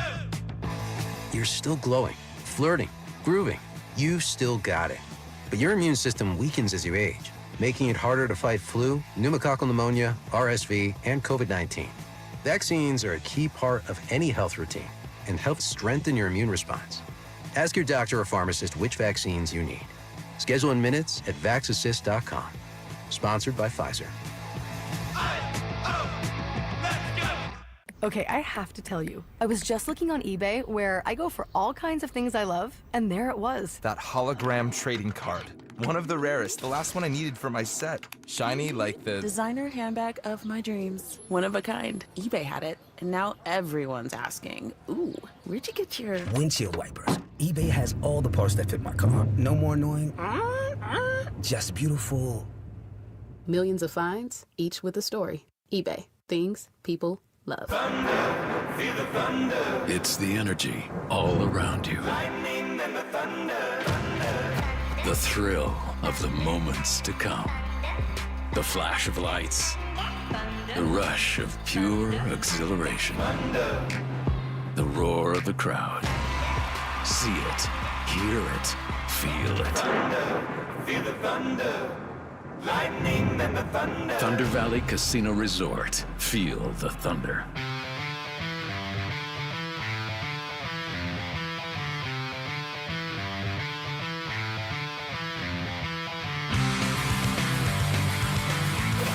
Waking you up with the best in local sports. They just make it interesting, you know? It's the Carmichael Dave Show with Jason Ross. On Sacktown Sports. That was definitely a rabbit hole. Describe it. We were trying to figure out who George Jetson's daughter was through singing the song. Mm-hmm. And it was daughter Judy. His wife Jane. Jane, right? His wife. Daughter Judy. Jane, his wife. Ring, ding, ding, ding, ding. That's weird phrasing that way. It is a little bit. And then they also played, what is that, Chopsticks? Did they? Yeah. That's the tune they use. Reimagined? Huh? Reimagine. Give it some funk? Yeah. I was thinking, though, help me out there, everybody, because I can't recall it correctly. Remember I'm doing the Will Ferrell thing. Did Astro and Scooby-Doo kind of sound the same? They kind of had the same. Hear 'em again. I feel like they both had some speech impediments that were very similar. Really? Yeah, they're ruh-roh, and Well, they're dogs. I'm not saying it's not miraculous they could talk. I mean, I think most dogs sound the same. Wait, could Astro talk? Yeah, right? Or did he just go ruh-roh? Or did Scooby? Well, Scooby talked, right? Yeah. But did Astro talk? And then you had that stupid robot Rosie. She talked. Whatever she did. Very robotic. What a great time where you had the Jetsons and the Flintstones and all that were in like prime time. Flintstones were like prime time. And first, you ever see those old commercials where Flintstones brought to you by Camel Cigarettes? 4 out of 5 doctors recommend it. Is that a better time than having like Simpsons and Family Guy, I guess? American Dad or whatever all these things? Yeah. I haven't watched American Dad yet. I need to. The best one. I know. And South Park. South Park. Love South Park. American Dad, though, you have to start at about season 7. So that's funny you say that because I have watched like the first couple episodes and I was like, yeah, okay. Okay. But also my guy P. Stu voices that one. Patrick Stewart. Money. Last night was a great cap to week 5. Mm-hmm. I mean, this was good game. Craziest week of the year. Good luck on I think knockout pools are just bloodbaths, man. This is a really tough week. A lot of upsets. A lot of games went and what a great sandwich, starting with the Niners with like 4 players healthy on the road against the Rams. And then ending with Jacksonville at home, but still Jacksonville, Kansas City. Now, Jacksonville coming off a win in San Francisco, and then they face the Kansas City Chiefs. I think most people looking at Jacksonville's schedule before the season started would have said that's an 0-2 stretch. And it wasn't, Jason, just that they beat the Kansas City Chiefs, but the fact that they were able to come back after this Kareem Hunt late game rush. Kareem Hunt is the running back, shaded the left side of Mahomes. He'll get it again, trying to bounce the right side. He's into the end zone. Touchdown, Kansas City. Terrific block by the right side of the offensive line, and the Chiefs lead 27-24. Very, very, very interesting situation for Trevor Lawrence. Trevor Lawrence has had a really interesting career in the sense that Trevor Lawrence was in that Elway, Andrew Luck. We forget how hyped he was coming out of college. Yeah, because part of it is like you go to the genetic lottery of things. He's big, he's fast, he's got a big arm, won in college, leadership. Like he checks all of the boxes. Certainly made a ton of sense to be number 1 overall. So then now you get a ton of hype around you. And it felt like he was closer to the bust department, even though I think that's too far. Sure. But also he's not a top 10 QB. So you're like, what is he? And how long is this going to take? Had that 1 year where they made the playoffs. But other than that, it's been probably more disappointing than exciting. And that, I think you said it best. What is Trevor Lawrence? Yeah. Is he... First off, as you said in Celebrity Birthdays yesterday, he turned 26 yesterday. Right. It's still a lot. I mean, look, he could have 14 years left in this league easily. Yeah. When you look at his stats over the years, the guy has thrown his rookie year 3,600 yards, then 4,100, 4,000 last year in only 10 games. He threw for 2,000. He's thrown 75 touchdowns against 51 interceptions in his career. And you wonder... This goes back to the conversation we were having before the season started. I don't know if you remember this segment. It was mostly a Twitter segment, but I was saying if Jacksonville called San Francisco and offered Trevor Lawrence for Brock Purdy straight up, would you take it? And I think it was 68% said no. Right. And I thought they were, and I still think they're nuts. Like, I love Brock Purdy. But Trevor Lawrence has played for one of the bottom 5 worst franchises in the league his whole career. I would love to see what a guy like Trevor Lawrence could do with Kyle Shanahan and an offensive line and receivers when they're healthy. And what you saw, I think, last night, not only the Jaguars 4-1, but for Lawrence to play as he played, and then most importantly, you're down to the defending AFC champions and the dynasty team of our generation. Patrick Mahomes has you beat. And you've got a minute plus to go all the way down the field at home and have what I think is a so far career-defining drive to end the game. And then the way it happened, because there was a false start, there were mistakes the whole way down, and it wasn't how they drew it up, but in the end, Lawrence got in the end zone. Trevor under center. He slipped and he fell down. Trevor fell down on the play. Now he's going to try and run in. He's in the end zone. Touchdown. Trevor ran in. He ran in. Touchdown. He got up. He fell down. There's a flag in the end zone. It's against Kansas City. Trevor Lawrence ran it in. Touchdown, Jacksonville. That sounded like they were in the Matrix. Yeah. So that play was really weird. Yes, it was. On a lot of levels. Yes, it was. When I saw it live, pre-snap, so they haven't snapped it yet, right. My mind all of a sudden shifted, and I don't know that they said this in the broadcast. If they did, forgive me, but I don't think they did. I was thinking, I go, you know what? Kansas City's done this before. They're going to let him score. Yeah. And I happened to have my eyes like on the center, like around the center where the center was, and there was Chris Jones. Yes. And as soon as I saw the snap, and I'm like, oh, yeah, there they go. They're letting him score.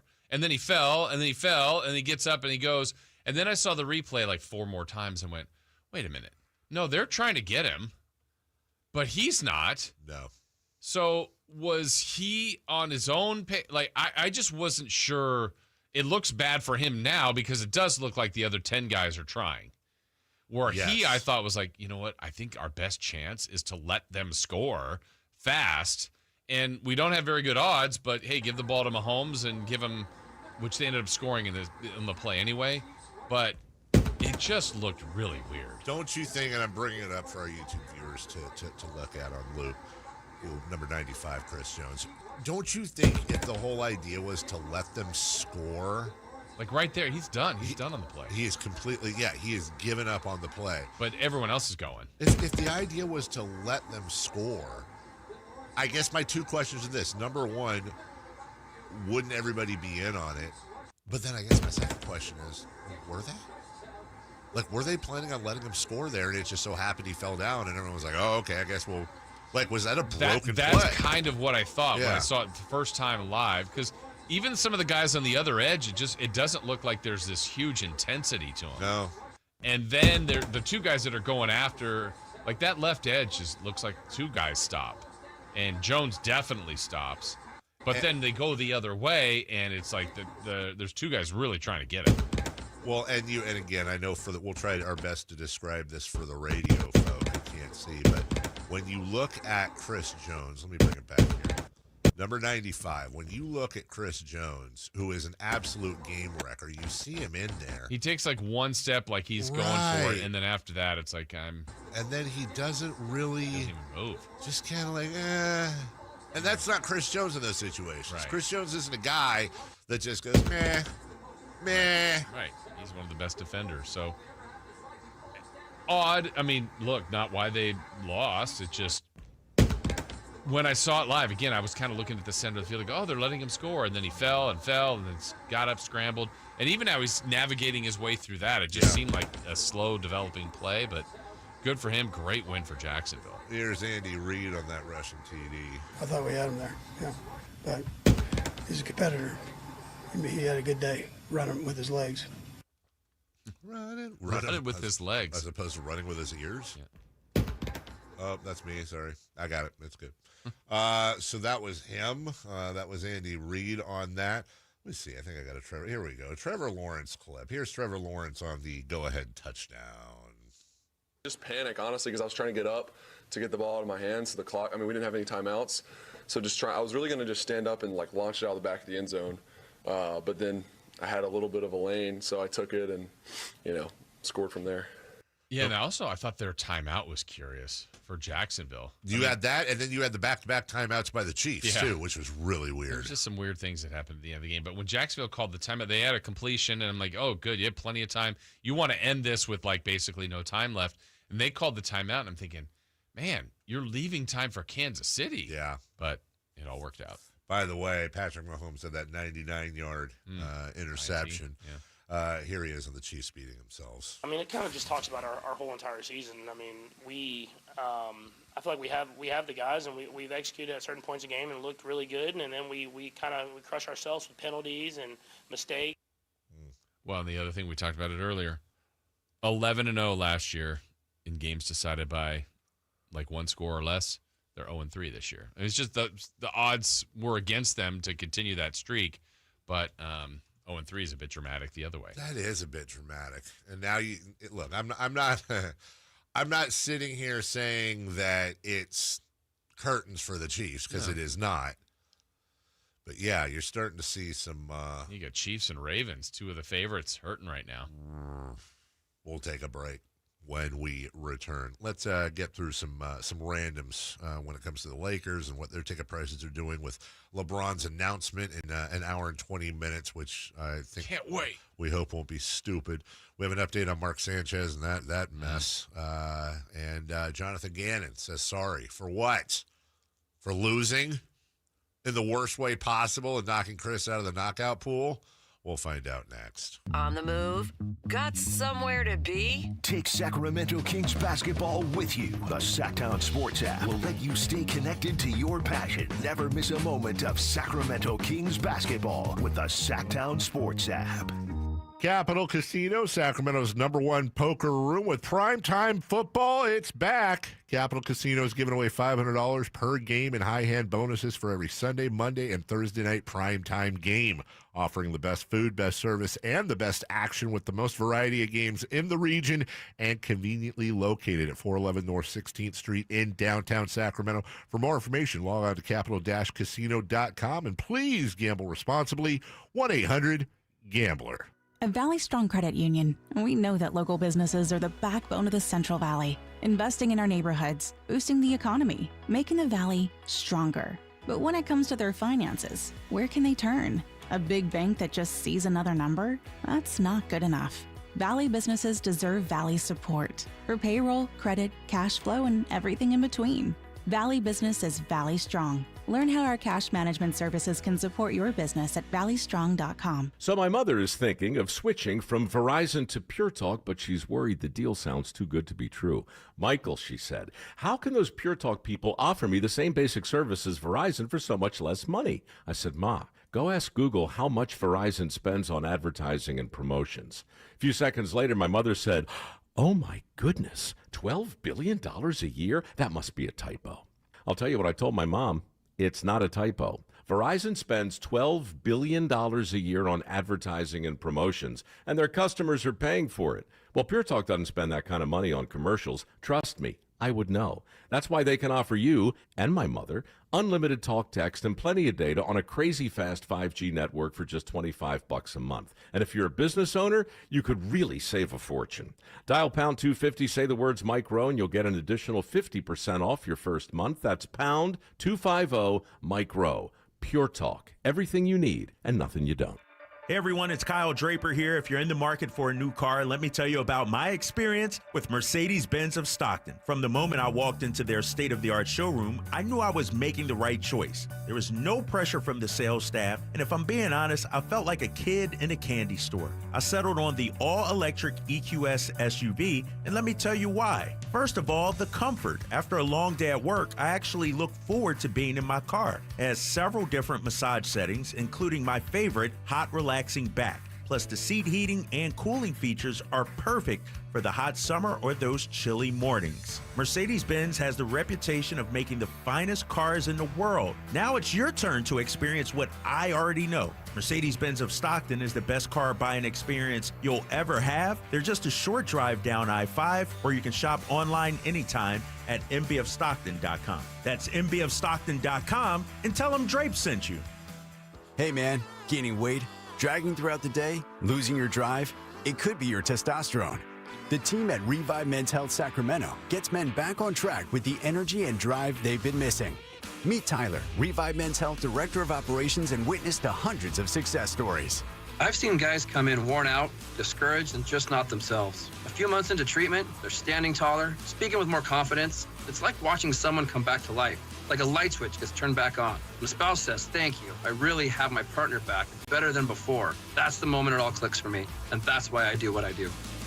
Since 2011, Revive Men's Health has helped more than 120,000 men regain their energy and drive. Start your story today with an in-clinic visit or a secure video appointment. Call 916-619-3000 now to book your free testosterone test, exam, and consultation. That's 916-619-3000. Or schedule anytime at revivemenshealth.com.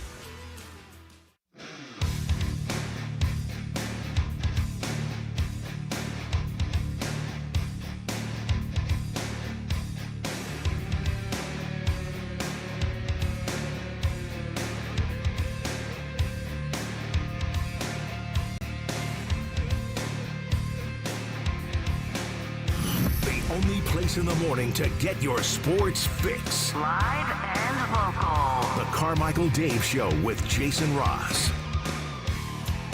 Bow, bow. Bam, bam. Remember we were talking about why did Astro and Scooby have the same kind of doggy speech impediment? Shout out to the 209 taking a huge lead on the chat today. It's great. It's a great piece of info. That might be because they were voiced by the same guy. Mel Blanc? No, we always talk about Mel Blanc, and we should. How about nobody talks about Don Messick? Oh, Dandy Don. Don passed in 97, early 71 in Salinas, right out there by Monterey, nice area. But he voiced, amongst others, Scooby, Astro, Bam Bam, Muttley, Ranger Smith, a couple of Transformers, Papa Smurf and Azrael and the Smurfs. Oh, wow. Right? I mean, I get that, Mel Blanc is the GOAT. I don't know. But shout out Don Messick. Also, possible shout out to AI. That's my dog. What? I've got here. We haven't done this on this station since the Don Geronimo era, and I am a split between generations. Like there's the part of me that loves the old timey radio. I'm not talking about all the content, Chris. And then obviously we're in a new world. But I'm going to tell you something. Everyone here and everyone listening is in a lot of trouble if the rabbit hole I'm going to go down today has an ending. Because I just realized I had a little ding in my head, bing, like idea, epiphany. With all the stuff AI is doing right now, can I AI show jingles? I should be able to. You'd think there's a program out there. Because this is how radio should sound, in my opinion. I've got myself a quick list of a couple of jingles from arguably the greatest sports show in the history of sports radio, certainly the most influential. Mike and the Mad Dog. Kids, Mad Dog isn't just the screamy old man you see on ESPN. He, once upon a time... He was a screaming young man at some point. He knows how to count. He does. Here's a couple... Quite the potty mouth. Of these jingles somebody put together. Cuts is designed for afternoon drive. 14. Sports Radio 66. The Fan. WFAN. Mike and the Mad Dog. That's great. We need those. 15. Mike, Francesa, and the Mad Dog. Chris Russo on the Fan. WFAN. That's how we should be coming back from every break. Every single one. Let me get one more. 16. Mike and the Mad Dog on Sports Radio 66. A fan. WFAN. I mean, I don't see why AI couldn't do that. Right? Dude. So you're just for AI taking away hard people's working jobs. I'm all for AI. I one time did research. There's the preeminent one, at least back in the early circa 2010. The preeminent jingle singers were the Jam Jingle Singers out of Dallas, Texas. And I one time talked to them, and I said, or I talked to whoever their rep was, and I was like, hey, could you give me a quote? I'd like 2 jingles for what was then my midday show. What would that run? And you want to guess what they came back at me with? For two jingles that were basically Carmichael Dave on Sports 1140 KHTK. Like, that was basically the jingle. 500 each. 500 each. Chris? Yeah, I was going to say $1,000. Yeah, $3,900. $3,900. Well, they have to voice it. Well, whatever, don't care. It. If I can get AI to save me $3,900, sorry, people. Find a new line of work. It's cheaper. Wow. Yeah, no sympathy. $3,900. We're going to have AI sports announcers at some point. Are we? I thought about that. Are we? I mean, honestly, are we? I don't know. I don't know if that's I don't know if spoken word. I've seen stuff. I don't know if they can spoken word.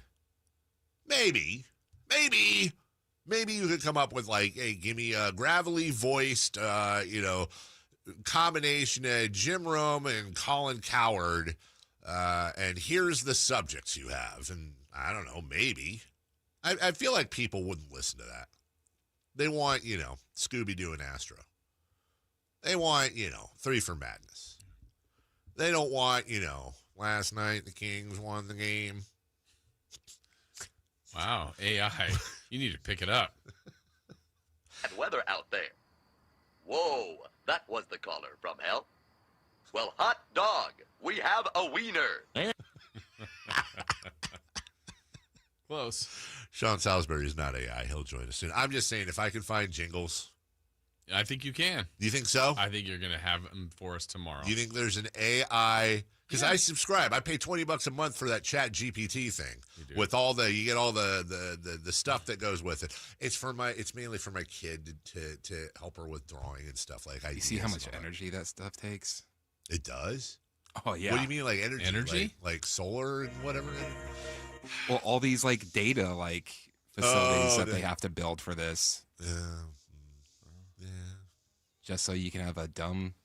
Well, you got to have, at some point, AI is going to be so prevalent, you're going to have to find some sort of renewable source of energy to run these things. Like something that would resemble a battery that you could almost organically recycle. The battery. Yeah. Oh, you know what? That's where... That's actually how the Matrix started, right? Because humans were the batteries. That got just got to plug in some people into these things. Yeah, just plug in people. Just people. What if that was your job? Why did you say that with joy? Hey, that's how the Matrix started. So start plugging people into these things.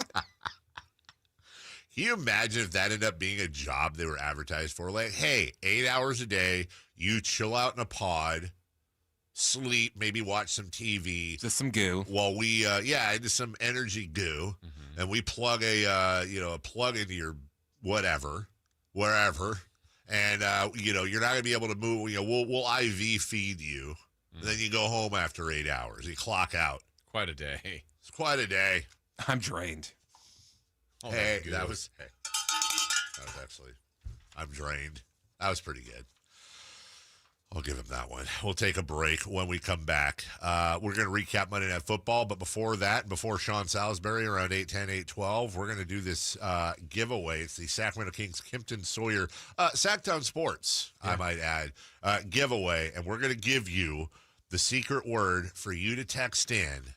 And just think of it like a raffle ticket. We'll be doing it on all the shows all month and the newsletter for one of them. And if you get in there, you got more. The more you text in, the more you have a chance to win.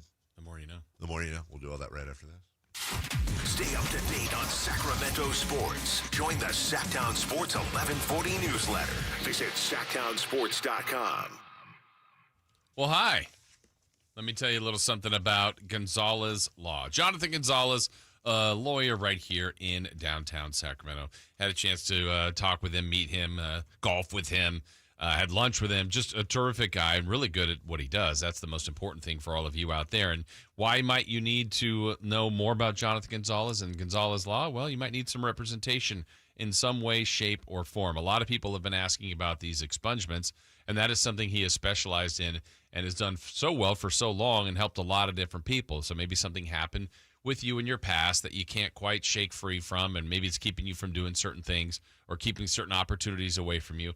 Well, how about getting that removed from your record? That's something he can do. He can also help you in other kind of representation, whether it's a car accident, a wrongful termination case, sexual harassment case, criminal defense, whatever it might be. I encourage you to go to saclegaldefense.com or call him at 916-304-9187. That's Gonzalez Law, Jonathan Gonzalez, saclegaldefense.com, 916-304-9187. This is the story of the one. As a safety manager at a manufacturing plant, he does everything he can to keep his coworkers safe. From finding ways to reduce risks to keeping safety supplies in stock. And for that, he relies on Grainger. Grainger offers a broad range of quality products and next-day delivery, so he can always play it safe. Call 1-800-GRAINGER, click Grainger.com, or just stop by. Grainger, for the ones who get it done. The deals are on now at the model year-end sales event at Balsam Lake Honda, your one-stop Honda shop. Looking to own or lease? Save on year-end models and drive a brand new Accord or Civic. Visit us today at FolsomLakeHonda.com, your one-stop Honda shop. As a family-owned and operated dealership since 2009, customer service is our #1 priority. Our customers love doing business with us, and you will too. Folsom Lake Honda. Go to FolsomLakeHonda.com. Your one-stop Honda shop. For over 90 years, Hagen Oaks has partnered with the biggest brands in golf to bring cutting-edge technology to your game. Our one-of-a-kind total game fitting offers a level of experience and precision that is unmatched. From driver to putter, footwear to golf balls, our TrackMan-powered performance studios, 3D footwear scanner, and Ping's Ballnamic ball fitting kiosk ensure every piece of your gear is tailored to your swing. Trust the experts at the Hagen Oaks Golf Super Shop. Total game fitting starts here. Carmichael Dave here with breaking news. American Energy Heating and Air is changing their name to American Energy Home Pros. No, they're not going to do poetry. Not that kind of pros. As in professionals. Hey, listen, I've told you for months. They want to be your second opinion partner. Of course they do. They want to come out to your house for free. Take a look at whatever offer you've been given on your heater, on your air conditioner, and now your plumbing. And what will they do? They'll give you a replacement quote. They'll give you a second opinion, which does two things there. Number one, it lets you know that whatever service you've been quoted, you actually need. And number two, it's going to let you know, A, if you have a great price from somebody else, or B, more probably, if you have a better price from American Energy Home Pros. Been in business since 1981, 916-520-9990. That's 916-520-9990. KHD1 Sacramento, KYMX HD3 Sacramento. From the Power Business Technology Toshiba Studios. This is Sacktown Sports 1140. The Carmichael Dave Show. He's on the microphone when he's not on the microphone. He's playing a song, and when he's not playing a song, he's on the microphone, and then boom. With Jason Ross. No, he didn't. Yes, he did. Call or text at 916-339-1140. It's the Carmichael Dave Show with Jason Ross on Sacktown Sports. Shout out Winco. I don't know how long ago this happened, but as I was shopping yesterday, I was very pleased when I came across in the special section chocolate-flavored whipped cream canisters. Wow. Yeah, Okay. yeah. Never seen that. They also had peppermint. No, not Oh, for you. yeah, he's a big boy. Not a lot of calories in that, Chris. Actually, might be healthy for you. Probably good for you. I got two. That makes sense. One for regular use, and the other just to roll around the house and just. And then I did the thing with my son. It's the trust treat where I was like, "Bro, close your eyes and open your mouth." That sounds weird out of context, but it's like a whole thing. Like, hey, sounds weird in context. Yeah, it really does. But like, he needed to trust that I was gonna not, I was gonna put like lemon juice or whatever, and so he finally succumbed. And whipped cream. Did he freak out? Was he happy? What? Oh no, he was happy once. I mean, it surprised him. And then he was really happy, and I gave him a second round. Went to my wife, said the same thing. She rolled her eyes. Set the screen. And I was like, no, not that. No, it's actually, here's whipped cream. Gross. I don't like whipped cream. She's not a sweet tooth person. Really? Which I'm fine with. It's more for us. Like, we're still on my daughter's birthday cake. I think it's like half gone now, but that's a hell of a dessert every night. Whew. And now, is it rich? Dude, it's incredibly rich. But it's even better with chocolate flavored whipped cream on it. More chocolate. I'll tell you. Shacktown Sports is giving you a chance to win a pair of lower level seats to the Sacramento Kings versus the defending champion Oklahoma City Thunder November 7th. More like November 7th. A one-night stay to go with that at the beautiful, luxurious Kimpton Sawyer. Right there, right next to the arena. You just walk on over to and fro the game. Also, a $200 gift card to Revival, downtown Sacramento social hotspot, they tell me. Enjoy elevated vibes, a stylish crowd, and a perfect beam view. Oh, yes. I wonder if they sell beam view rooms. They should. They really should. Yeah. Of course, they have to win, but still. Yeah. After the Kings hopefully get a big win over the defending NBA champions. Now is your time, and we'll be doing this on all the shows. Now's your time to text today's keyword to 916-339-1140 for your chance to win. Today's word is OKC.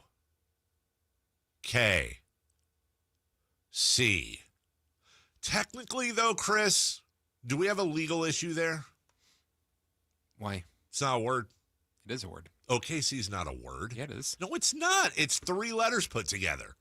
So it's cat. Okay, I was going to say use OKC in a sentence, but I was going to play OKC tonight. But no, like you don't say, I went and checked out Oxy. OKC. All right. Letters, words, doesn't matter. Text OKC. Right OKC. Is what you need. OKC. OKC. That actually sounds like a college football, like Jonathan O'Casey, linebacker, Wichita State. What was that poem about the baseball player coming at the bat? Mighty O'Casey has struck out. Casey. Who's the guy that used to do the music countdown every week? Casey Kasem. Who was that, human that hung out with the Ninja Turtles? Casey. No idea. Wow, you didn't watch the Ninja Turtles, huh? Who was that guy who he was a really good hitter for the Reds? Sean. Casey.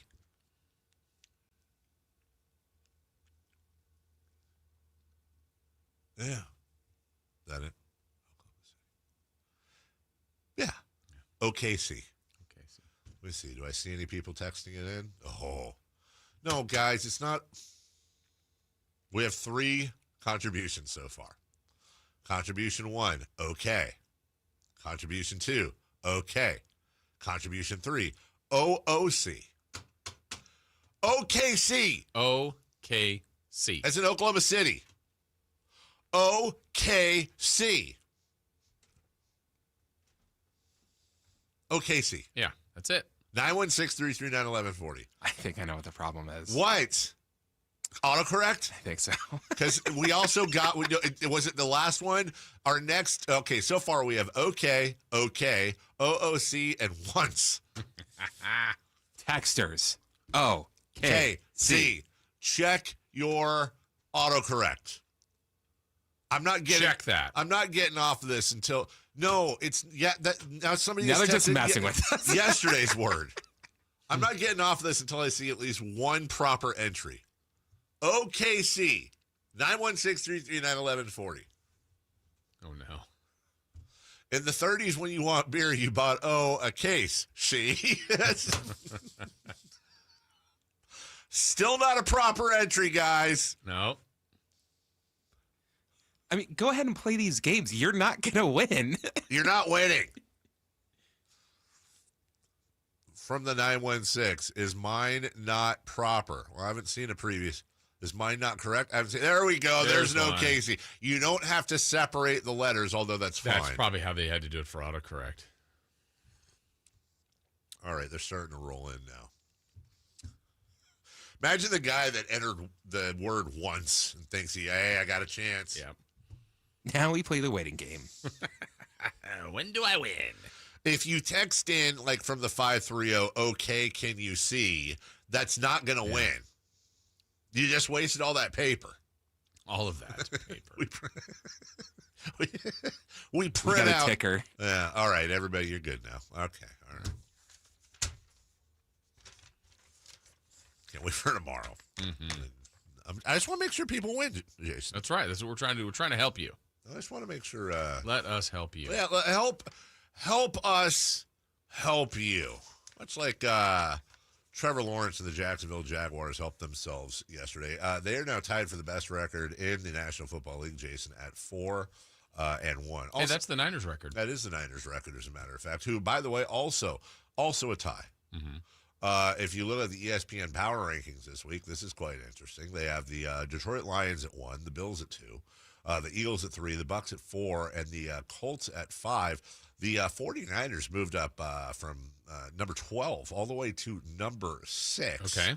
Followed by the Pack, the Rams, the Broncos, and now the Chiefs. Weirdly enough, the Jaguars are at number 12. At 4-1. With a road win against San Francisco and a home win against. What did they move up from? They moved to 12 from 14. Not impressed, huh? Their only loss on the year was week 2 against the Bengals, but they have beaten the Panthers, the Texans, the 49ers, and the Chiefs. If I am a Jaguars fan, not that these things matter, who cares? But if I'm a Jaguars fan, I am angry. I'm sitting here going, hold on a second. Not only did we only move up 2 slots with a win over the Chiefs, following our road win against the 49ers, who you have at number 6, but we only moved up 2 spots, and we're still behind the team we beat last night that is 2 games worse than us in the standings. What in the heck? They trail the Seahawks, who lost at home to the Niners, who the Jags just beat. See, this is why our power rankings are better. We do it better. We do it better because whoever's doing the ESPN rankings, you're taking all kinds of other crap into consideration that shouldn't matter. And our power rankings coming up at 828. That's right. We'll give you the real 4 down territory. Yes, thank you. Yeah. Also, we'll be following this LeBron thing. They're about an hour away, right? Yeah. I'll tell you what, if it is him retiring, which Chris thinks it is and I don't, they're doing a really good job at keeping a lid on it. Wait, I thought you thought it is and Chris doesn't. Oh, man. Like, what percentage are you now that it's a retirement? Like 51.1. Ooh. It was 75 earlier. But, like, how is Shams not? That's the thing. Like, how if LeBron's is Sam sitting on it? Hello. We should call Sam. Hello. I know I'm shamelessly pumping the poll here. I wonder what Sam thinks. We should call Sam. What would Sam do? Do you think Sam thinks it's a retirement? No. Really? Yeah, I don't think he does. You don't think he does? Mm-mm. Chris doesn't think he does. You texting him? I'm going to call him. Oh, he's up. He's awake. He's awake. You think that's a bad idea? Probably. Yeah, it probably is. I just don't want to do the whole thing. We're like, hey, come on. I don't want to, Hey, I'm going to put you on the air for 2 seconds. Is that okay? Yeah, what's up? Okay. Hey, we're taking of the Athletic, and again, this will be like literally 20 seconds. Wait, did I wake you up? We just don't have coffee yet, but we're good. Okay, all right. Sorry. Hey, This LeBron thing, do you think he's announcing his retirement? We're just kind of taking bets. He already put his Hennessy ad out. What are you talking about? He what? The Hennessy ad or whatever the hell. It's a Hennessy ad? Yes. Look, look at his feed. Oh, God. Oh, don't get mad at me. I'm doing a show. He hasn't had his coffee. It's a crummy ad. I'm not walking over there before I get my coffee. Man, I'm not. Y'all are like, I don't know why people fell for this. People or Dave? I thought if he was going to retire, this would be the right time to announce it. It's an ad. It is an ad. And he was an hour early. And he was an hour early. Wow, Sam, breaking news. Yeah, Sam, you triggered me a little bit because our editors might have also fallen for it, and I didn't understand why everybody was freaking out. This is so right. Like, who's going to think he's retiring? How dumb is that? No, I'm not saying he's not going to retire ever. I mean, right. No, I mean, year, but who knows? Yeah. He already did. What did he do earlier in the summer? He had another kind of trolling tweet that got everybody talking. Well, I'm not a fan. I'm boycotting Hennessy. I'm not buying Hennessy now because of this. So fair enough. You just said their name 3 times on the air. That is a great point. All right, thank you, Samuel. Sorry to get you before coffee, and thank you for breaking the news. Talk to you Thursday. Talk to you Thursday. Bye. That was kind of mad, Sam. That was sleepy, Sam. Yeah, that was sleepy. And mad. Tennessee presents the second decision. Well, everyone's on pins and needles across the country. You ready to go, LeBron? Where's the powder? Left it at home. LeBron, fans want to know where you're taking your talents this year. What's your decision? In this fall, man, this is tough. I can't even do it. Well, you can't go this far without. In this fall, I'm going to be taking my talents to Hennessy VSOP. VSOP? And this was the conclusion you woke up with this morning? That was the conclusion I woke up with this morning. Why? I feel like it's going to give me the best opportunity to win more at hosting. And not only that, win at signature cocktails, win at having a good time, win at impressing guests, win at making memories, win at making it look easy, win at leaving people wanting more. LeBron, appreciate it. Dave. What? Make sure you drink your Ovaltine. We got Ovaltine. We? God dang it. Shut up, Chris. We got Ovaltine. That's so lame. Be sure and drink your Hennessy.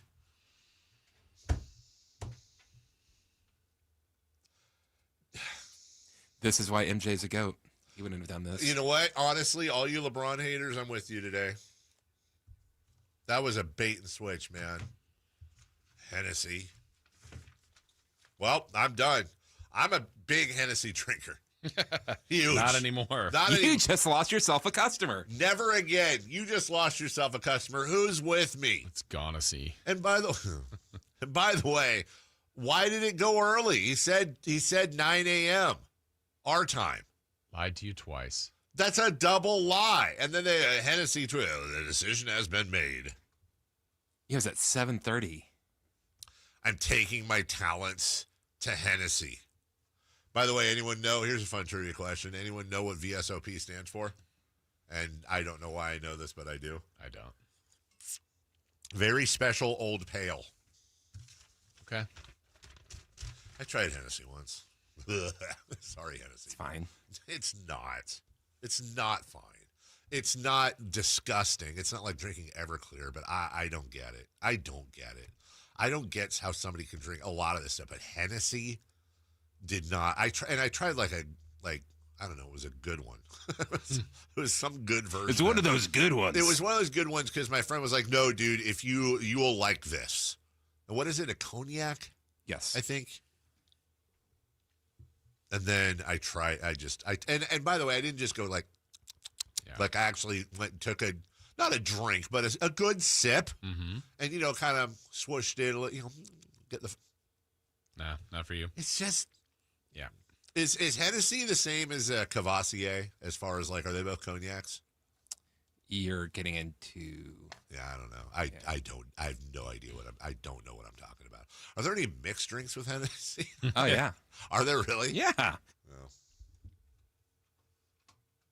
It's just lame. We did, dude. We got Cavassier, like Hennessy, are both cognacs. Whatever, man. I don't know why MC's not in the chat today. This would be a great day for him. We were just arguing about Bronny yesterday. Now I hate them all. You know. And now when it's you know what? And it's little boy cried wolf. Now when he goes to announce his retirement, no one's going to believe him. They're going to think it's another crummy ad. Be sure to drink your Hennessy. Well, guess what? I'm not going to. Ever. Not even if there's a fire. You know what, Dave? I'm going to join you. I am also not going to drink it. There you go. Nice. Jason, would you like to jump on board? I'm in. Got a whole show against you now. You got a whole entire sports show saying down with Hennessy. And it's not just some random sports show.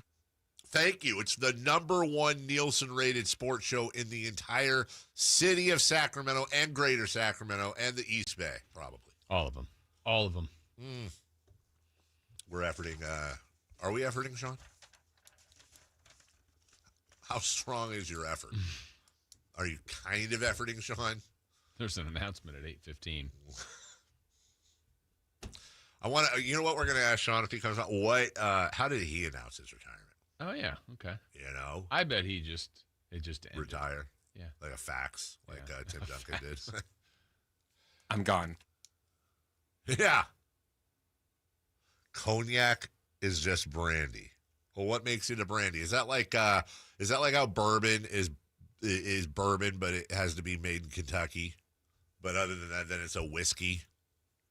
I don't know. We all wrong with that. We all just got Ovaltined, man, by LeBron stinking James. Was welcome in right now, our good friend out of Houston, Texas. The lovely, the talented, they say devastatingly handsome, and I'm not here to argue with them. Sean Salisbury. Good morning, Sean. Yeah, just ask me. Sean, how you guys doing? I'm pissed off, Sean. The whole, the whole LeBron decision part 2. And, I knew I shouldn't have, but I was like, this would be the time to announce your retirement. And, maybe he wants a retirement tour. And then we were talking, you remember the movie A Christmas Story where he got the little decoder ring from Annie, and then he went up to the bathroom because, Randy had to take a dump and was banging on the door, and he's decoding the thing, and it's, don't forget to drink your Ovaltine. It was a crummy ad. I feel like we just got Ovaltined by LeBron James and Hennessy, Sean. Hey, dude, don't speak for the rest of us. Don't put a we. Is our mouse in the pocket? You mean you did? I was the only one on the show, yeah. Now, what we're in 2025? Dude, this is 2025. This week, now, if this was 2035, you could have made the decision. He ain't going anywhere anytime soon. His grandkid's going to play with him. He's still in such good shape. So, yeah, but you know what? He's clever at how to produce these things and make you wonder, isn't it? Yeah. In truth, the gotcha, but got him. Kind of like that D's nuts joke, the guy, what he said, got him. So that's okay. Hey, Dave, it's okay. Sometimes you just got to take the L and move on. Yeah, he's not ready to yet. I am taking. No, I'll take the L officially. Like I said, I'm not boycotting Hennessy. Not I didn't drink it, but you basically, you know what happens with you can't boycott Hennessy. The drink's too good. But what happened is the old school. You just got the old okey doke. I did. Hey, matter of fact, go buy a bottle and drown your sorrows, man. I'm gonna guess you didn't do any of this crap when you retired. I'd have been the only one who showed up for it. Sean retired. Thank goodness. Who? My own kids would have said, "Who's that?" Oh, that's my dad. Yeah, no. I didn't get that, but I still listen. I retired. It doesn't matter what I retired from. You retired. I didn't know you were still working. I didn't know you were playing. So that would have been a great God rest his soul John Clayton line. Hey, John, I think I'm going to retire from football. Sean, I thought you did that a decade ago the way you play. Yeah. Oh, yeah. I was prepared for it all, brother. Oh, my goodness. Yeah, we wondered about that. Yeah, so you just ended? You just stopped? It was over? Yeah, what you do is you say, well, I've been in the league 10 years. There's a guy younger making less money that they want. Would you take? And you start to realize, man, it hurts a little bit more to get out of bed. And then somebody calls about a broadcasting job, and you say, I think I'm going to take that job.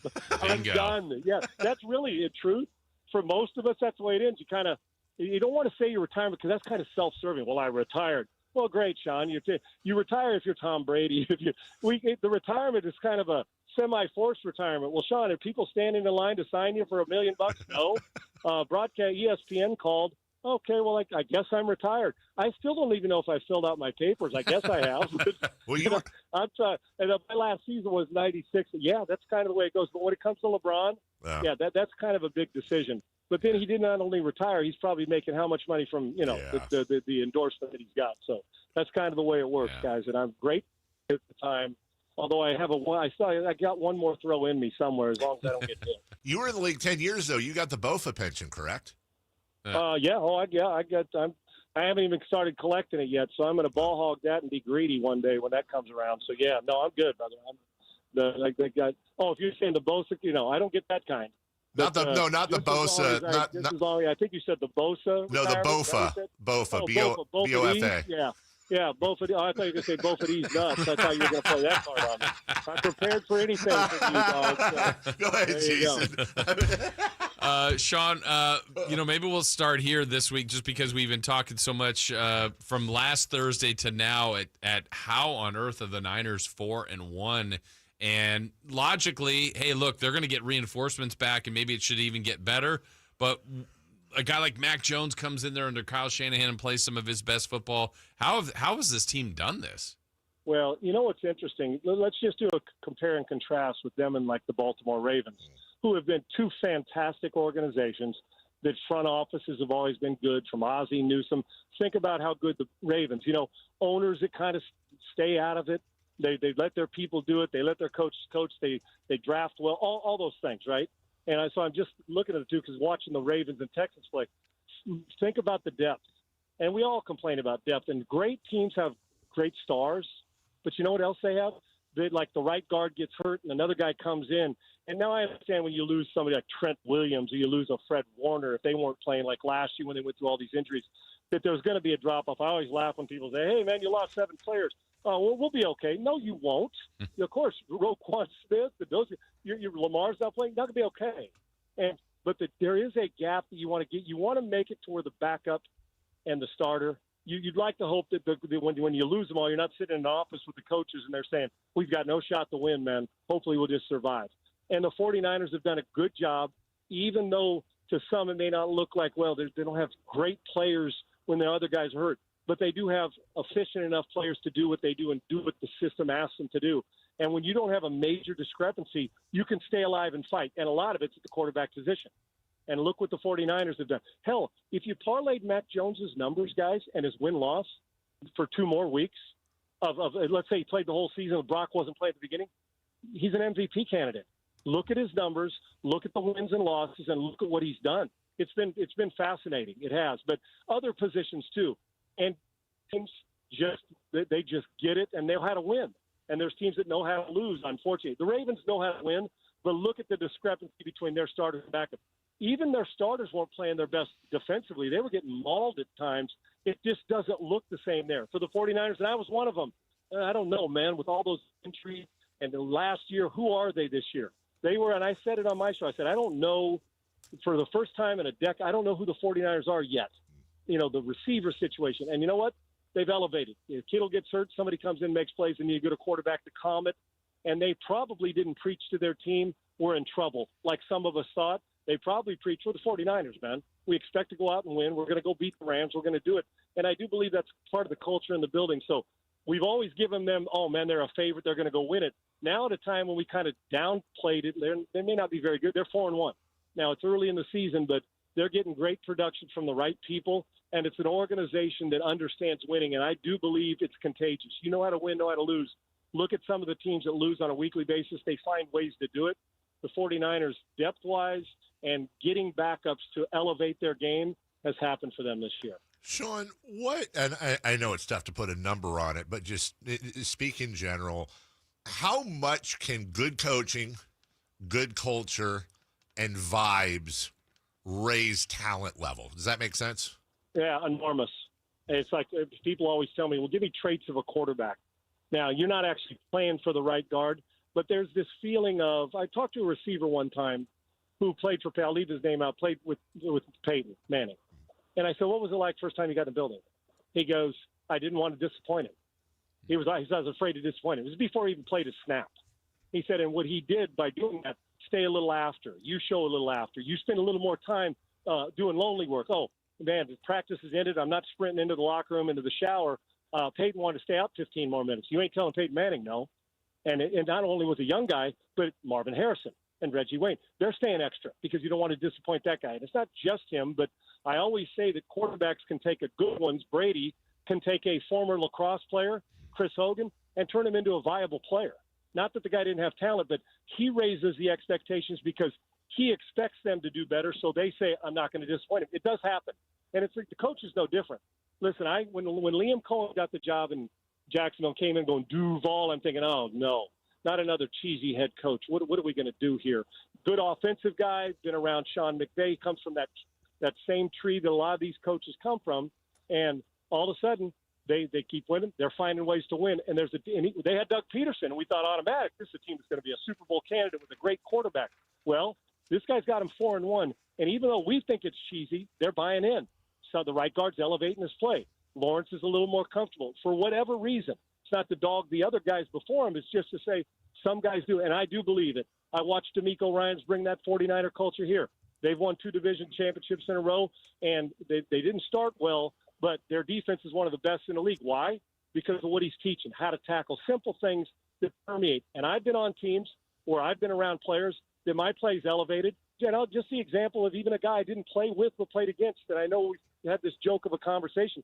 But whenever I played against Elway, he brought out my best. I wish I'd have played against him more because I didn't want him looking across and say, man, I can't believe it. Honestly, regardless of what everybody else felt about it, it elevated my play.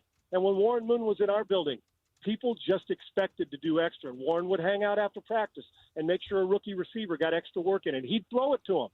It does matter. And it does. It's not just the quarterback, but the coach and front office. Culture is everything. We overuse great too often. But there are times when we don't use culture enough, and it does matter. You can look around at successful franchises, and they created we're going to do it this way. We'll be flexible when necessary. But here's how we do Andy Reid in Kansas City. You go in there, there's expectations. And if you don't live up to them, then you'll go play somewhere else. It's pretty simple, and I like that. And the 49ers have created that. You know, Sean, you had different spots where you were a starter, you've been a backup. What's the challenge of being like Mac Jones now, where you were once drafted high, you were a franchise guy, then you bounced to another organization, now you're to a third organization, and you're good enough probably to be a starter, but in the pecking order, you're not with the Niners, but you're called on and he's produced. What's that challenge like on a week-to-week? Maybe you're playing, maybe you're not knowing how to do all that. Oh, it's a big challenge, but the first thing you got to do is take ego and pride out of it. Man, I'm a starter in this league. I should be a starter. Now, you want to prepare like one, but listen, it's a kick in the teeth because Mac's playing well enough. Come on, look around the league. He's a starter. But also, it helps to have good players around you because then you elevate. There's a little more trust not only in you, but your trust in them that they're going to do it. And then when you come and do it quickly and fit in and work, because when you do get your chance, you don't want to blow it.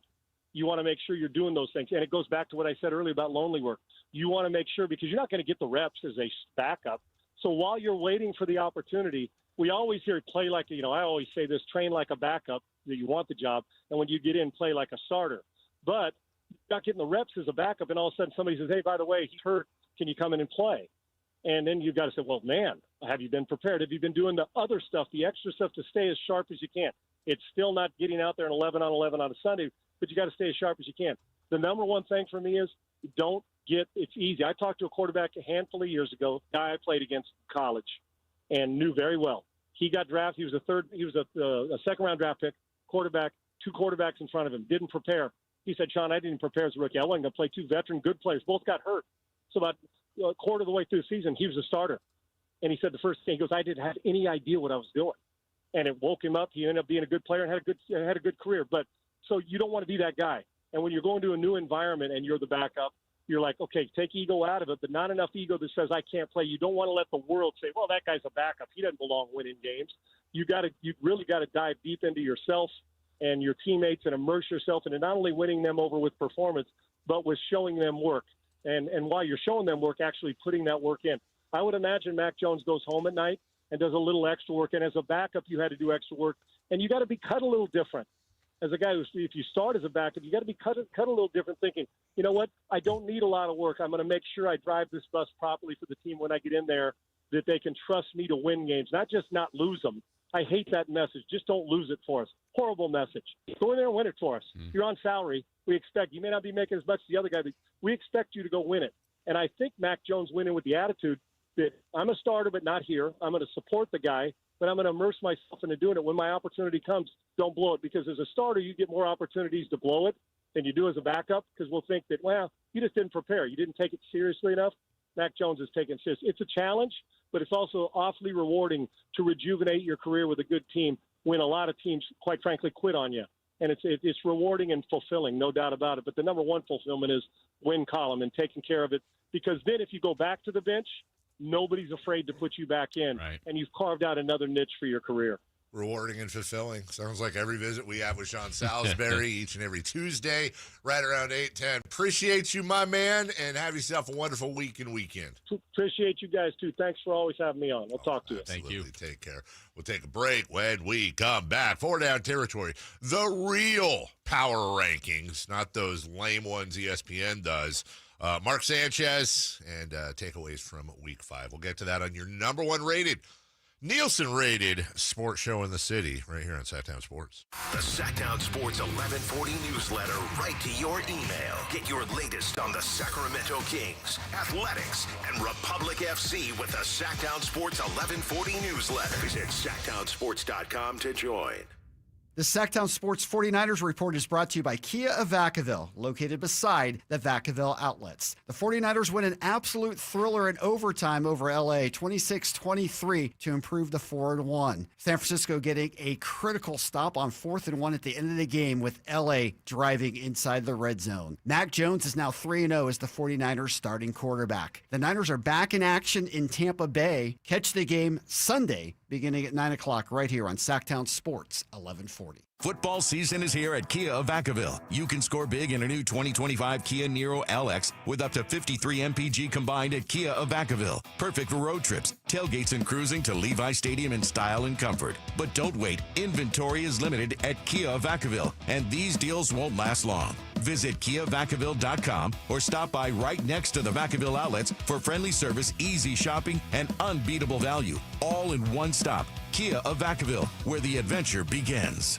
The statewide special election is November 4th. All registered voters will receive their ballot in the mail. Check to make sure you're registered correctly at elections.sackcounty.gov or call toll-free 800-762-8019. This is the story of the one. As a custodial supervisor at a high school, he knows that during cold and flu season, germs spread fast. It's why he partners with Grainger to stay fully stocked on the products and supplies he needs, from tissues to disinfectants to floor scrubbers. Also that he can help students, staff, and teachers stay healthy and focused. Call 1-800-GRAINGER, click Grainger.com, or just stop by. Grainger, for the ones who get it done. With 25 award-winning years in Northern California, Ashton & Price is your local injury law firm. Pro attorney tip: if a firm presents as local but they're in LA, red flag. If your first consultation is not with a lawyer, big red flag. At Ashton & Price, your first consult is with a local attorney, and if serious injury prevents travel, a lawyer will come to you. Still not enough? George Washington's my uncle. At Ashton & Price, no red flags, just red, white, and blue. Remember, for the best advice, don't think twice. Call Ashton & Price. When I was a kid, I remember my dad, a lineman, leaving in the middle of the night. Families were depending on him to get their power back on to keep them safe and warm. Watching him taught me that this work isn't just about wires and circuits. It's about people and the trust they place in us when the lights go out. That's why I started Maverick Electric Heating and Air, to carry on that same promise of showing up, doing it right, and protecting families when they need us most. Visit callamaverick.com. Golf to Go is brought to you by the Hagen Oaks Golf Super Shop. Here's Frank LaRosa. Born in 1892 to a socially prominent family, she was the consummate athlete, proficient in golf, tennis, marksmanship, swimming, and car racing. Many considered her the greatest horsewoman of the century. She was a pioneer in the field of golf course development with 3 world-class courses on her resume: the Women's National Golf and Tennis Club, Cypress Point, and Pasatiempo. Working for SFB Morse of Pebble Beach fame led to her second golf course development, which many consider to be the greatest golf course in the world, Cypress Point, where she developed a lifelong friendship and professional relationship with famed architect Alistair McKenzie. Pasatiempo in Santa Cruz was her third development, where she hosted the likes of Bobby Jones, Will Rogers, Babe Saharias, and more. Today, her place is alongside many others in the World Golf Hall of Fame. Congratulations, Marion Hollins, a visionary golf course architect and pioneer of the game. That's your Golf to Go. I'm Frank LaRosa. This Saturday at 11 a.m. on the next edition of The Travel Guys, brought to you by Sports Leisure Vacations. We'll tell you about TSO making their annual holiday visit, house swapping, and also Sacktown's rating in the food scene. 11 a.m. right here on Sacktown Sports 1140.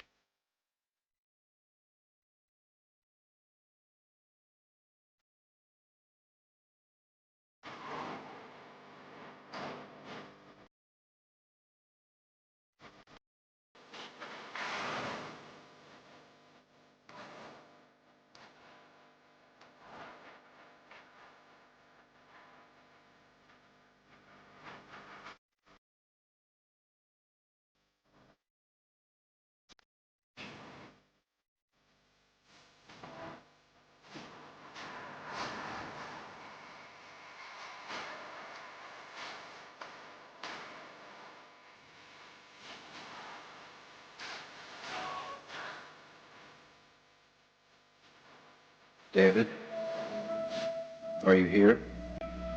Can you hear me? David? Are you here? Can you hear me?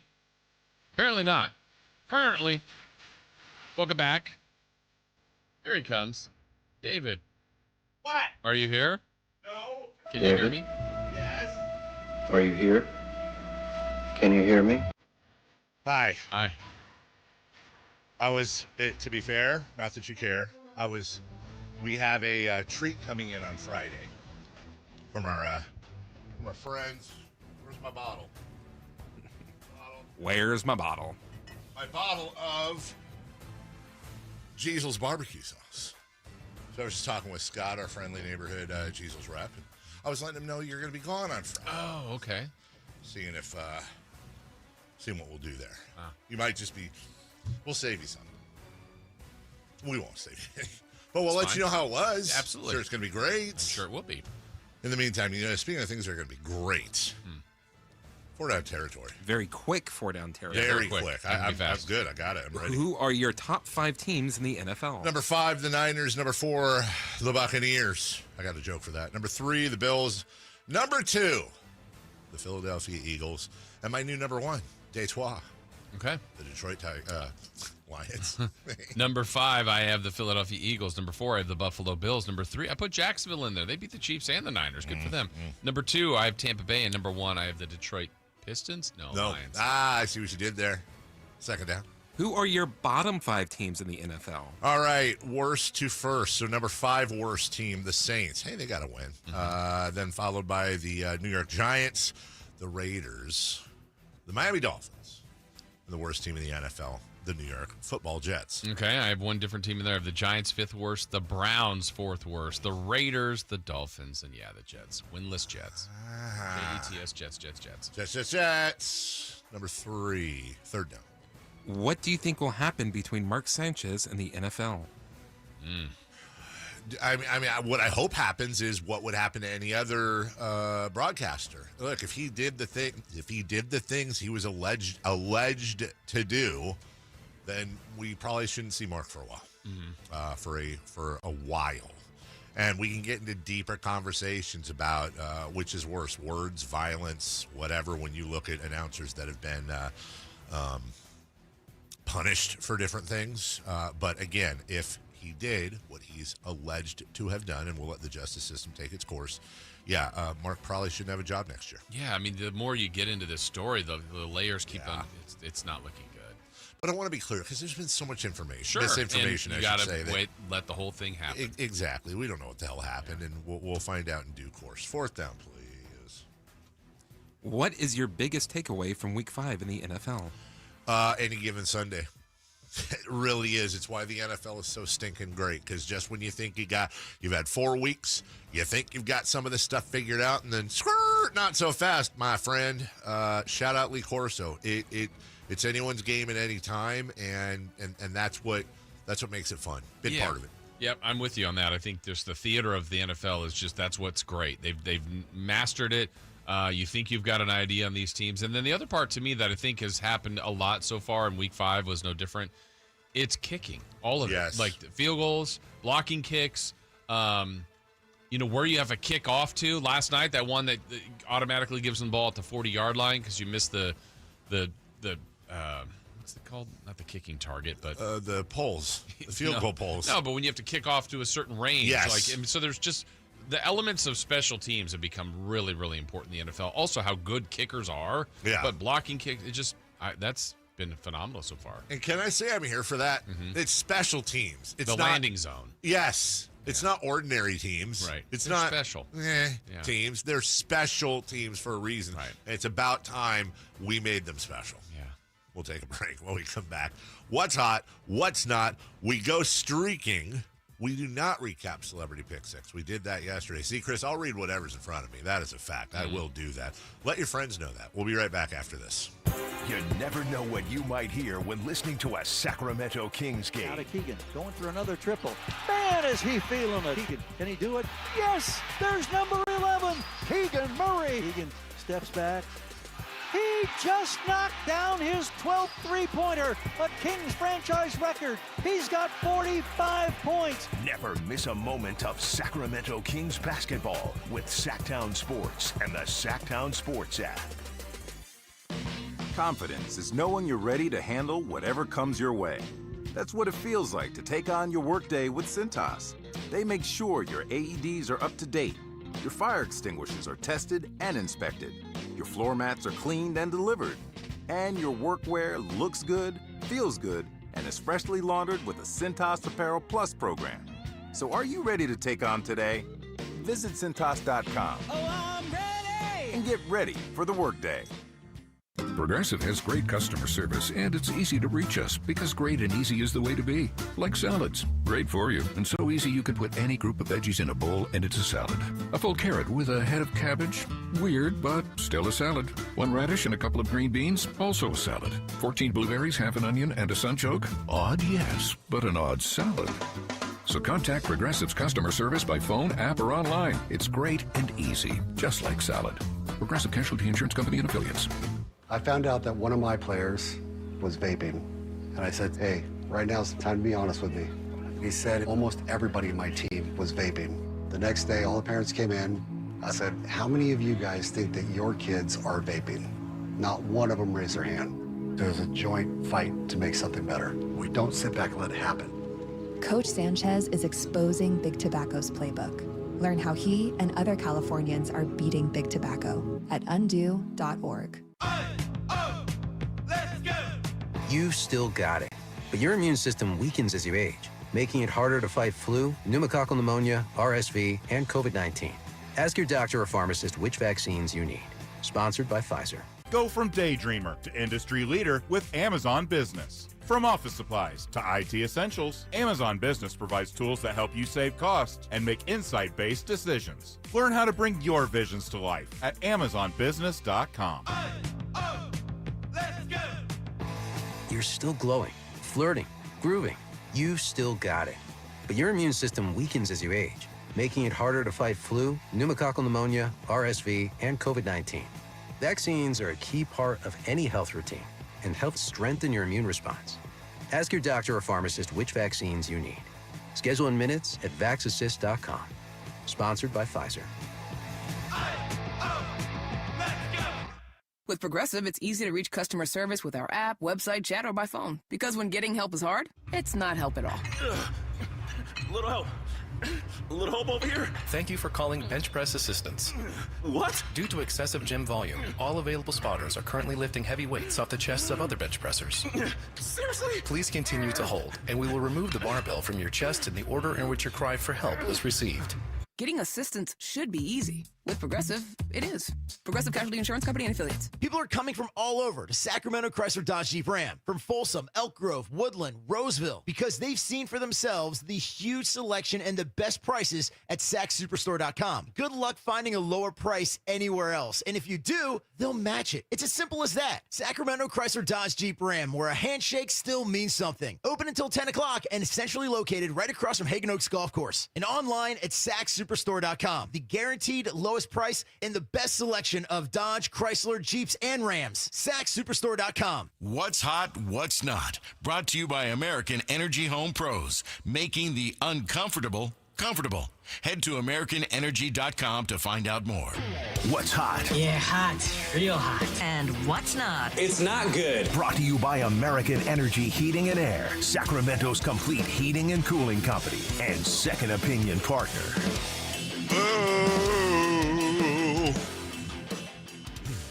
Who's hot? The Toronto Blue Jays. Oh, wow. In this postseason, just 2 games, Blue Jays hitters, 8 home runs, only 7 strikeouts. They didn't play yesterday. Well, they're playing today. We got to prepare for today, correct? How are you preparing for today? Not with that stat. Are you nervous? Yeah. Scale of 1 to 10. 8. Wow. I mean, that's fair.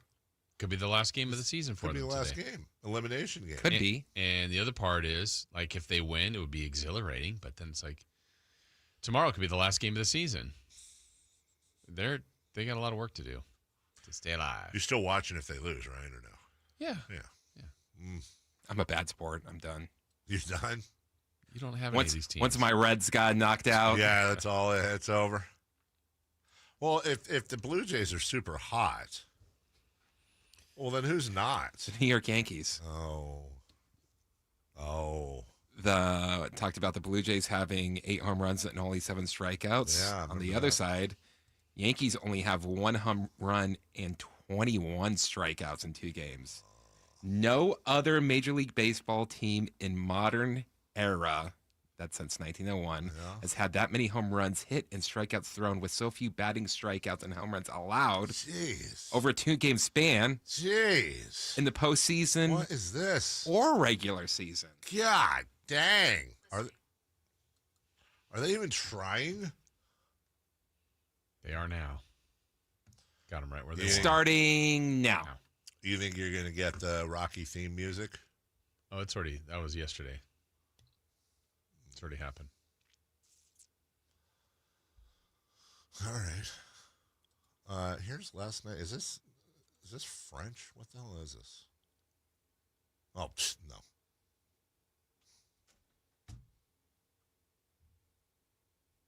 no. What?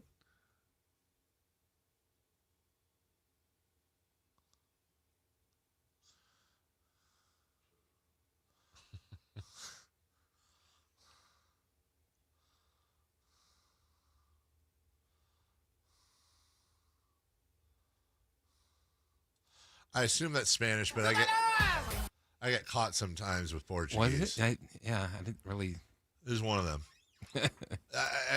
I feel like the Latin. What did it say on there? It is Portuguese. It's from no, it didn't say it on there. It just talked about the play, but then at the very bottom it's from NFL Brazil. Okay.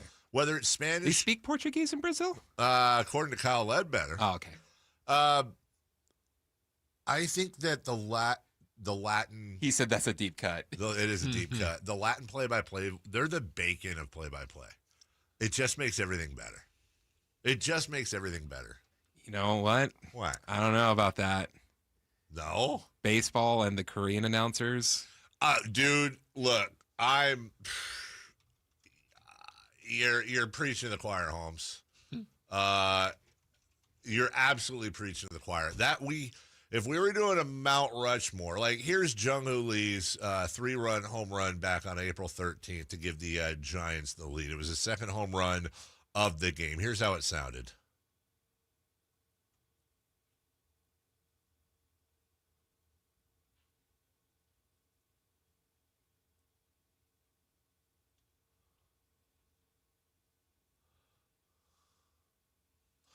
Why is it that I hate that when American announcers do it? But like when Asian or Spanish announcers freak out and whoever their analyst is freaks out, I love it. I don't know. Hey, that sucks. How about this one? Nope, that sucks too. Come on, give me one more.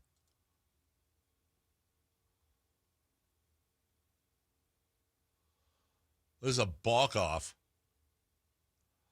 They won an extra innings on a balk-off. I think that's just an everyday call. Yeah. Yeah, that's not you say you don't like it when announcers get excited, but Kuiper used to get pretty excited for Bonds home runs. No, it's not that I don't mind. No, I love when announcers get excited. I don't like it when whoever when Kuiper was calling a play, I got you. Kruko's not in there going, like that's not what's happening. It'd be a shame if someone boogeyman. It'd be a shame if someone cut that off of YouTube and posted it everywhere. The Dwayne Kuiper call is what you're referring to. Yes. Yes, 100%. Of course. What else would I talk about? All right, last one. Ah-Sung Kim's go-ahead home run in the 8th is not playing. Oh, you know why, Chris? Because I muted it. And then we have to. Hey, and then we have to move on. Okay. All right. Here you go.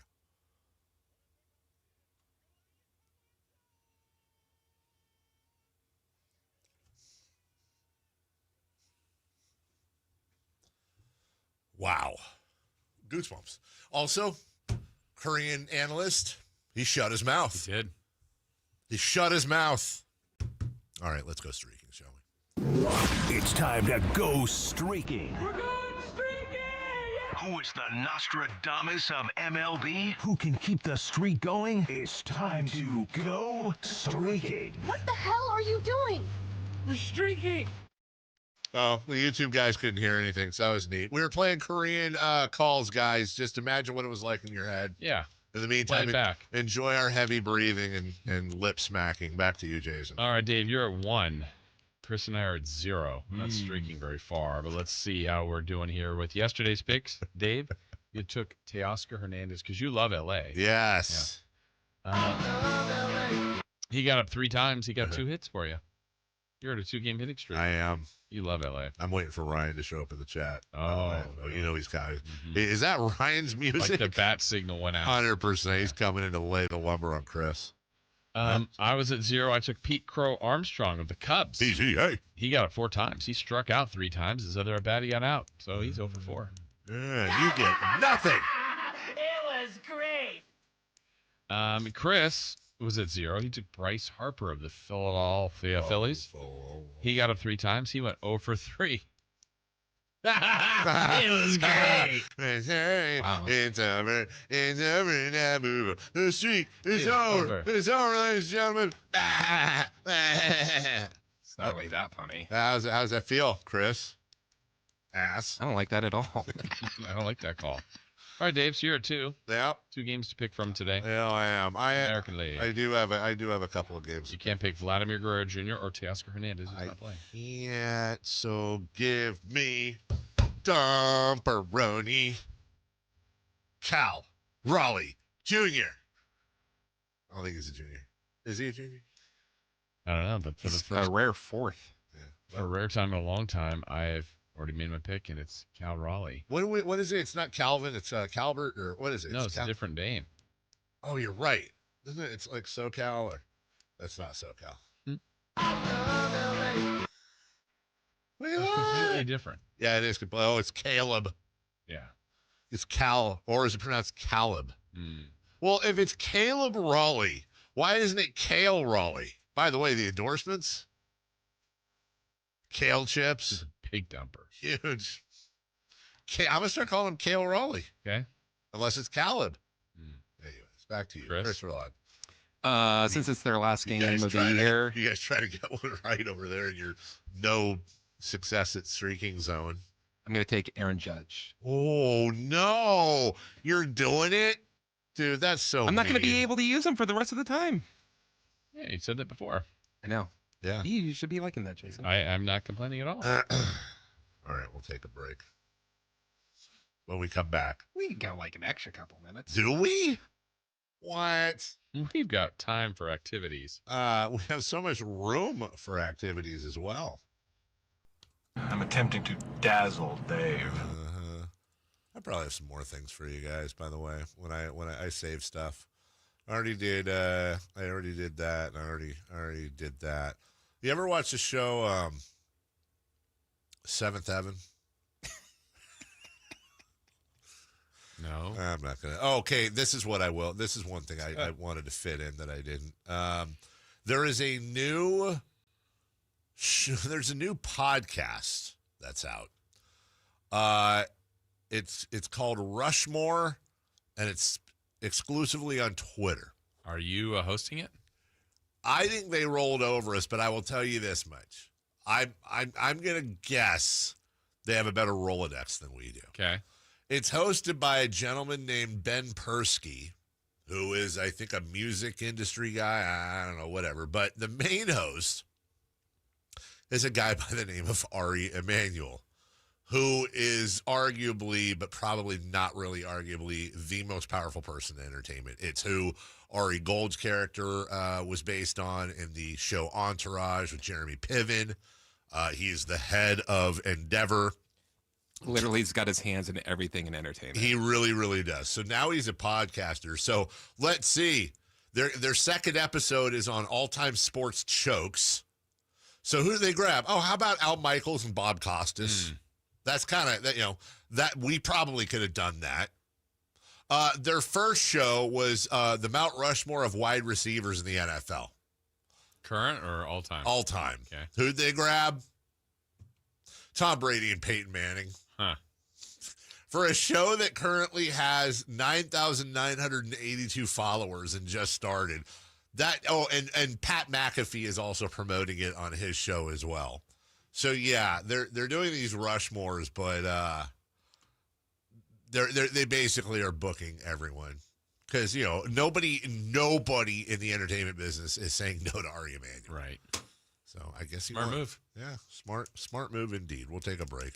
When we come back on the eve or morning. Wait, no, the morning eve. The Meave. The Meave. Of the Kings. I'm still so happy. You know how happy it made me when you were doing your Kings food video and you did the mash shout out? That was just for you. That made me LOL out loud when I was watching it. Smash burger. On the eve of the Kings' first preseason game, we have questions. Is LeBron retiring? Is LeBron retiring? Chris Verlot thinks so. What's on deck and then crosstalk with Alan Stiles. We'll get to it next. Domantas Sabonis plays here. He finds Sabonis. Put the frosting on the cake. Put the cherry on the sundae. Sabonis with a two-hand flush. Makes it 114-106. Sacktown Sports is your proud home of the Sacramento Kings. This is the story of the one. As a safety manager at a manufacturing plant, he does everything he can to keep his coworkers safe. From finding ways to reduce risks to keeping safety supplies in stock. And for that, he relies on Grainger. Grainger offers a broad range of quality products and next-day delivery, so he can always play it safe. Call 1-800-GRAINGER, click Grainger.com, or just stop by. Grainger, for the ones who get it done. This 49ers Red Zone Report is being brought to you by Mountain Mike's Pizza. Pizza the way it ought to be. Mac Jones throws. McCaffrey! He's got it! Touchdown! Touchdown! Touchdown! 49ers! Stafford gets under center at the 11-yard line. He takes it. He turns. He gives to Kyron Williams. He gets packed. I think he's short, Tim. I think he's short. And the 49ers storm the field. It is all over. The 49ers have won it in overtime. Ready, set, win big. When the 49ers win, you score. With 49% off any large pizza, only at Mountain Mike's Pizza. Celebrate every game day with your favorites from our legendary crispy, curly pepperoni, bold sauced up wings, garlic butter drenched sides, and gooey sweet desserts, all hot, fresh, and built for a Niners victory. Download the Mountain Mike's app, join Mountain Rewards, and turn every Niners win into a pizza party. Let's go Niners. Mountain Mike's Pizza. Pizza the way it ought to be. The excitement of the game is here, and so are the model year-end savings at Stockton Honda, the best Honda dealer in Northern California. Score big with low payments, more for your trade, and a huge selection. Don't wait. The clock is ticking at StocktonHonda.com. Anytime, anywhere, it's all here. StocktonHonda.com.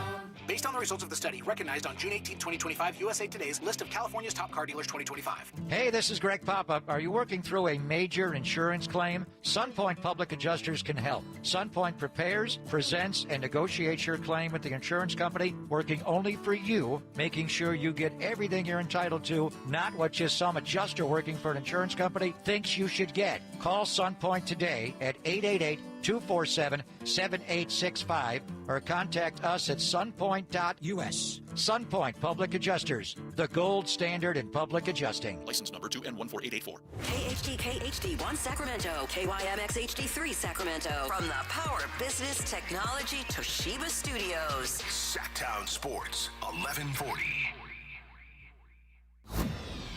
The Carmichael Dave Show. He's on the microphone when he's not on the microphone. He's playing a song, and when he's not playing a song, he's on the microphone, and then boom. With Jason Ross. No, he didn't. Yes, he did. Call or text at 916-339-1140. It's the Carmichael Dave Show with Jason Ross on Sacktown Sports.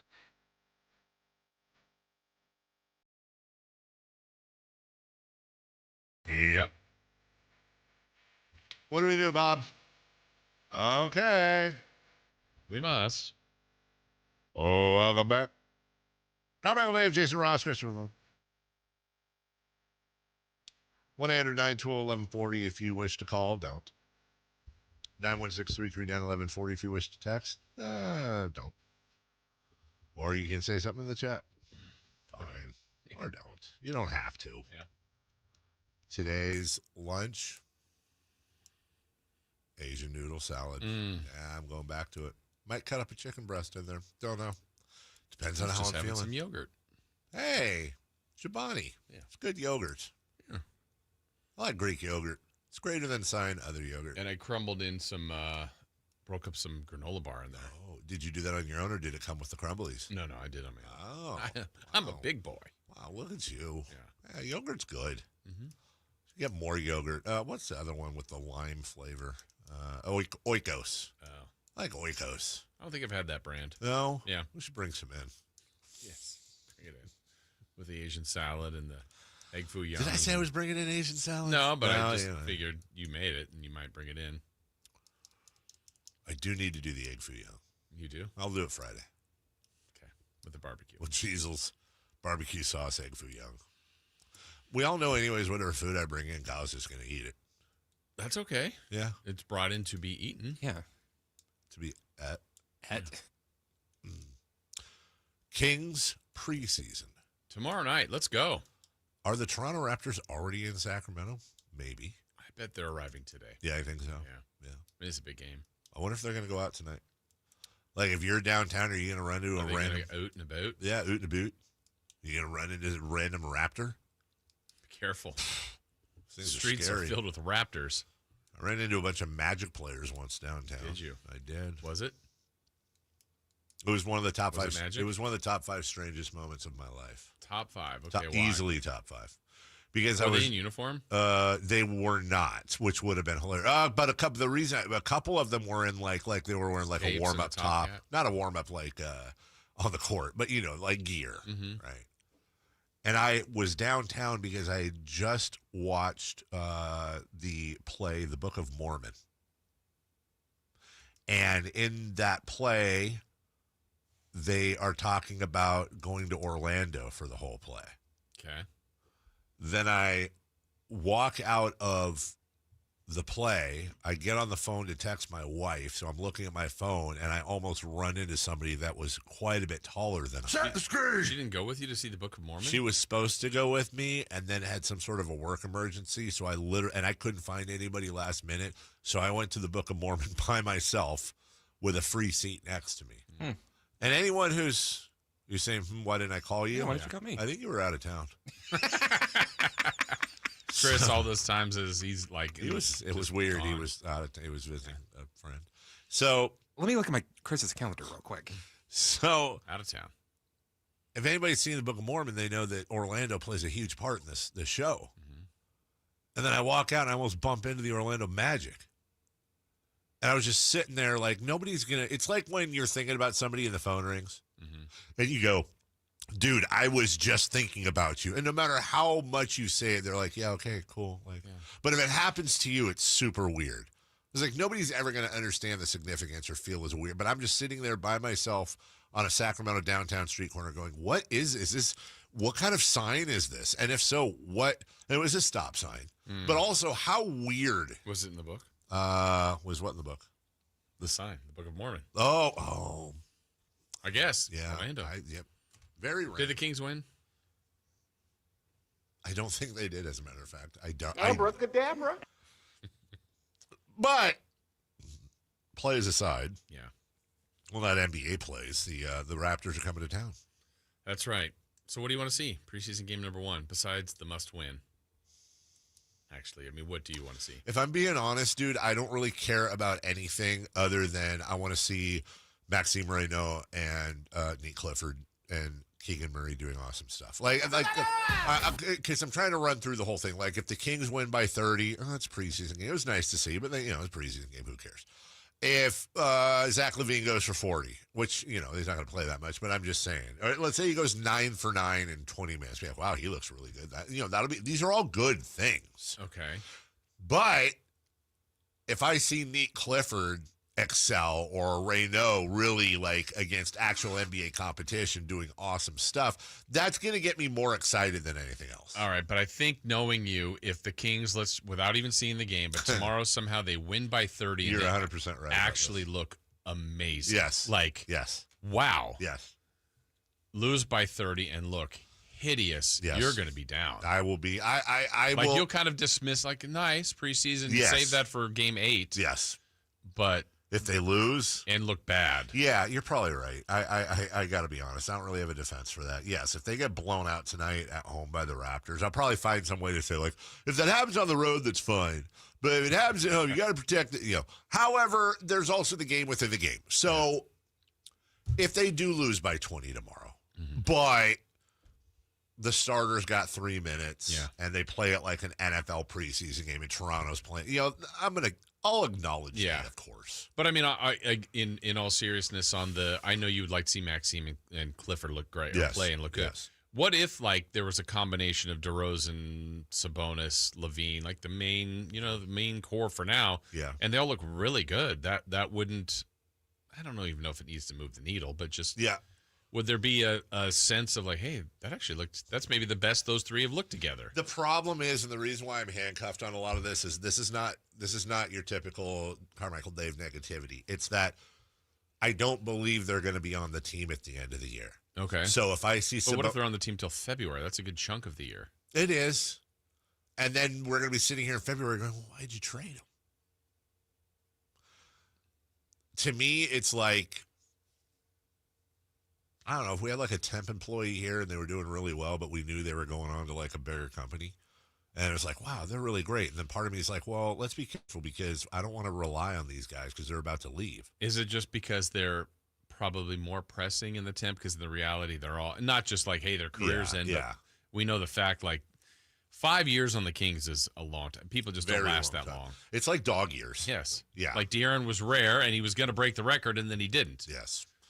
And now it's Sabonis by months over Keegan, and then Malik. There's not a lot of long-time Kings here. No, because it's an outpost, or at least historically has been. And by the way, these guys also played in the era of the Beam team, which is the best team we've had since the early 2000s, and still they're turning over all over the place. And even if there's some good things on this team, it wouldn't shock me even if this season went well, whatever that means to someone. Yeah. If Scott Perry doesn't change it too, just because he wants long, sustained, and I would think even if this is a good year, it doesn't feel like they're on that path of a long, sustaining run right now. No, it doesn't. And I don't, and that's the thing. So I do not see a world where Zach LaVine is on this team The only way I see Zach LaVine being on this team next year is if they literally cannot trade him, which, by the way, is a possibility, but like flat out can't. They're in a weird spot right now because there's a fine line between saying like Zach LaVine sucks and he doesn't suck. He's a wonderful player, and our experience with him, he seems like a really good dude. It's nothing personal. Zach LaVine's contract is a lot for a team that is not going to almost certainly do a lot. So how do you Scott Perry and Doug Christie can't be like, well, we're going to enjoy Zach while we can. But honestly, we need to get him off this team because it's really handcuffing anything we do for the future, and he's not a part of it. But that's the truth. That's how the franchise is thinking right now, and they're going to do everything they can to move Zach LaVine for anything other than more longer-term money coming back. I honest to God believe if they could fit it in the cap, this is going to sound like hyperbole, and it isn't. If there was a team that could absorb a $50 million or whatever it is contract, I think they would trade Zach LaVine for a second-round pick. I truly, honest to God, believe they would. Do you really? 100%. Wow. 100% I believe. Because of the flexibility? Absolutely. Because that money would allow them to do a bunch of things. That would allow them to absorb other contracts for draft picks in the future. That would allow them to make trades and bring in more. It is becoming very clear over the last year that other than, the Wembanyama type talent, the most valuable commodity in the NBA is cap room because these teams are so unbelievably handcuffed. And we're seeing that teams are now willing to give up draft capital to achieve that cap room. If the Sacramento Kings could trade a LaVine and a DeRozan and get zilch back as far as player goes, well, guess what? You now have $72-ish million. There's so many things you could do with that.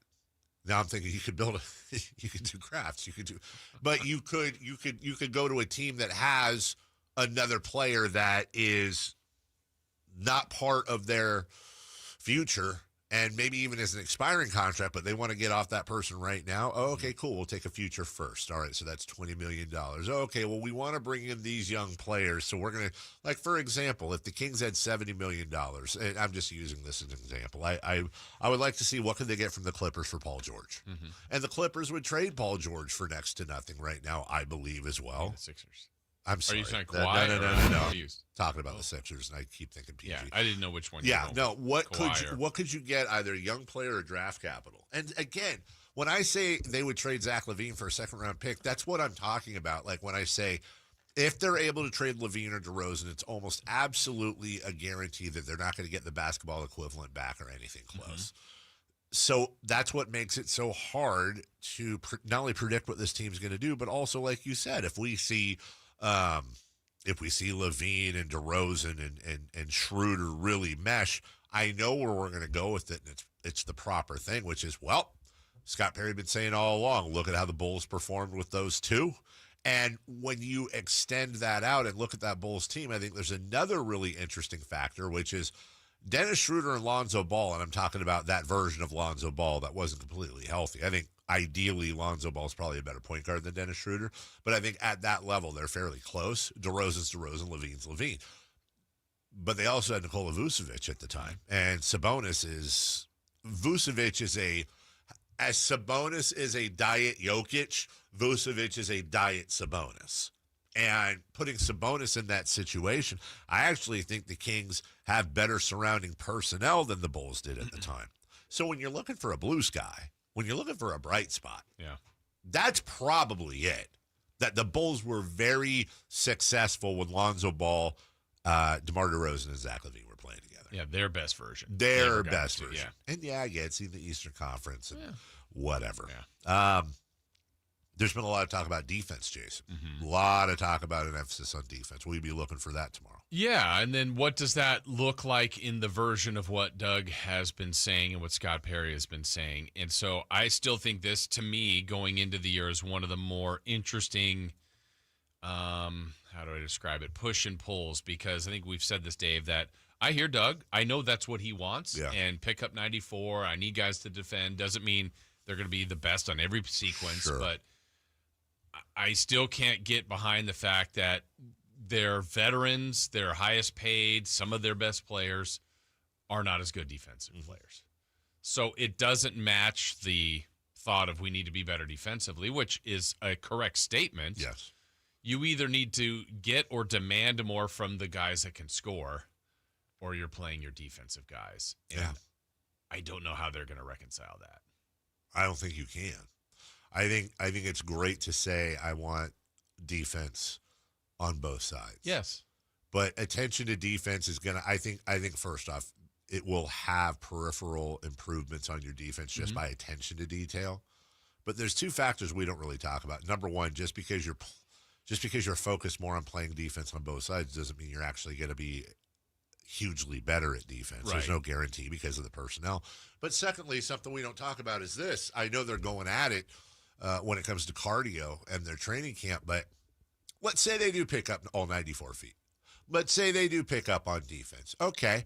So at what point does the gain you're getting, if any, on defense, at what point is that negated by your offensive go-to guys wilting at some point, and you're gaining some defense, but you're losing a lot more offense? Yeah, that's why I wrote this question. We'd love your answer to this. So the Kings were last year, if we take their numbers last year, rated 7th as an offense, which is good. Yes. Top 7. Yes. Defensively, they're 22nd. Not so good.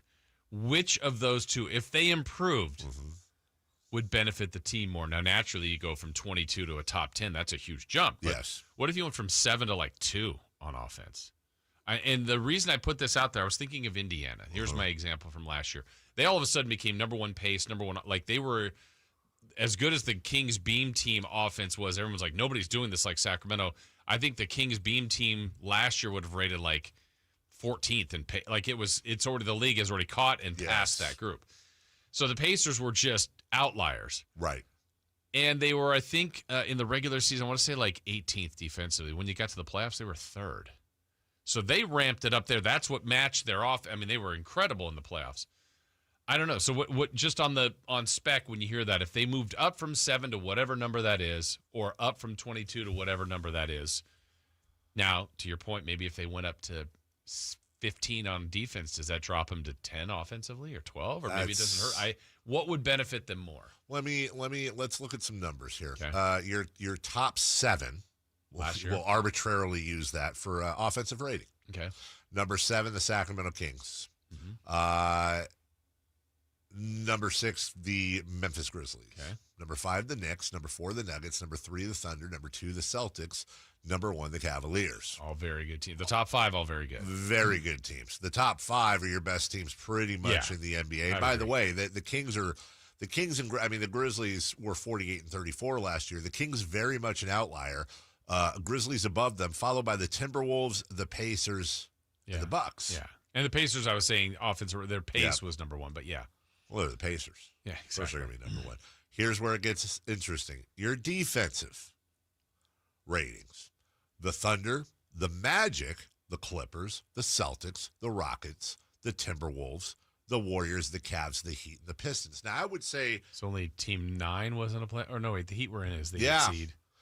I would say that it seems like the higher concentration, though, of your best teams came with offensive rating. Not that defensive rating is bad, and oh, by the way... Gosh, how good were the Thunder? I mean, really, how good were they last year? Well, when you start reading some of the preseason stuff, and they're saying things like, the Thunder were the youngest team in NBA history to win the finals. Their rating was insane. Back. They're all back. Plus, even though he just had surgery, they're adding in Nikola Topic, who was a surefire lottery pick had he not had the knee injury. So you've just got that waiting there. Not to mention the fact that they're still at that phase where the older they get, they're just getting better. They've gotten over the hump. So now it's like, okay, obviously they're the odds-on favorites to win the whole thing, especially when you have massive players out in the Eastern Conference with the Celtics and with the Indiana Pacers. Who the hell is going to challenge them in the West other than really the Nuggets and maybe insert random team we're not talking about? Now they're asking the question with the Thunder. They're going, these guys going to be winning games into the 70s? Are we talking about and we've had these conversations before, But I would say this, the Thunder won 68 games last year. Man. And they were the youngest. Right. I would say this. I would say, here's my hyperbolic statement. Sports radio hyperbole. And I'm going to ask you to shoot it down. There is no team in NBA history that has ever been in a better overall position than the Oklahoma City Thunder. They are the youngest team to win the NBA Finals. They have locked up a number of their key players for at least the next 3 years. They also still have the highest box of draft picks of any team in the NBA, most of which are from other teams.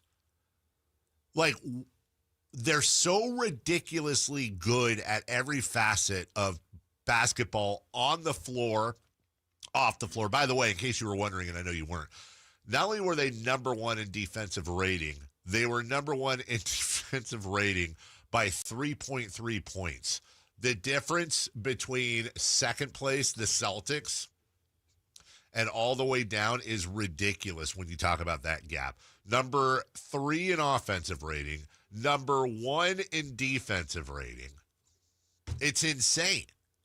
And their youth, and their cap situation, and their pick situation. I'm trying to go through the history of the NBA and find out, well, who would you put ahead of them? I'm just thinking of one. Let me make sure I have this right. Uh-huh. Okay, I don't remember the details of this, how this even happened. So the only thing I could think of would be the late 70s, early 80s Lakers, because they had Kareem and they got Magic Johnson number 1. And then like 2 years later, they got James Worthy number 1. Yeah. So how were they? I don't know what they did. I'm sure they made some, but they were already champs.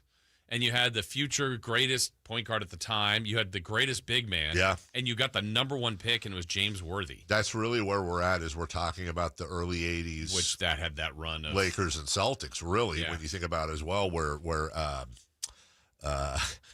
Red Auerbach, what was it? It was something about, was it the Knicks and a dance review that he made it? There's a story here about how Red Auerbach made a deal. I want to say it was with the guy that owned Madison Square Garden and the Knicks, and that Red would bring like a dancing troupe there in exchange for this dude agreeing to whatever jive trade they came up with, which allowed the Celtics to get the pick that turned into Larry Bird. There's a whole lore there. Well, and even then, let's think about Boston, because I mean, how good they were, and then they also had Len Bias, which never. Yeah, but that like, we will. Those two teams were both so great, and they're getting high picks. And I think the thing that really why I'm such an absolute, like, I'm not a Thunder fan, but I'm such a fan of what they're doing, because I believe that that's attainable here. Mm-hmm. I mean, not now, but Wasn't the Knicks? Who was it?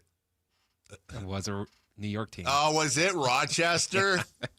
That's why I know it. Do you have the story in front of you? Red Auerbach didn't trade for Bill Russell, but facilitated his acquisition. The Hawks used to select it. The deal is legendary because it was preceded by a supposed arrangement between Auerbach and the Rochester Royals involving the Ice Capades to dissuade them from drafting Russell. That's right. It was Russell, not Bird. Who they instead passed on for the number 1 pick. To bring the Ice Capades, which made them a bit of money. Hey, more Kings lore. They eventually got Russell. Yeah, they did. Yes, they did. So who won that trade? But you're right, and the fact that this is all being done in a bottom 3 market in the NBA it's a blueprint. Yeah, it's a blueprint for everybody else. So yeah, when I look at, and by the way, to answer your question, I truly think, weirdly enough, although I want this team to become more defensive, the answer, I think, to your question directly is it would actually, if they could jump 3 spots in offense versus 3 spots in defense, hell, let's call it 6 spots in defense. I think it actually suits them better to jump 3 spots, because now they're the number 4 offensive team in the league. Yeah, and that means then Levine and DeRozan are thriving, and Monk and Murray and Schroeder and Sabon, like they're their main top level guys. Just like, all right, this offense is a problem, and hopefully you're getting more out of them defensively, not just, hey, they're scoring 120 but giving up 125. Yeah, no, I couldn't agree with you more.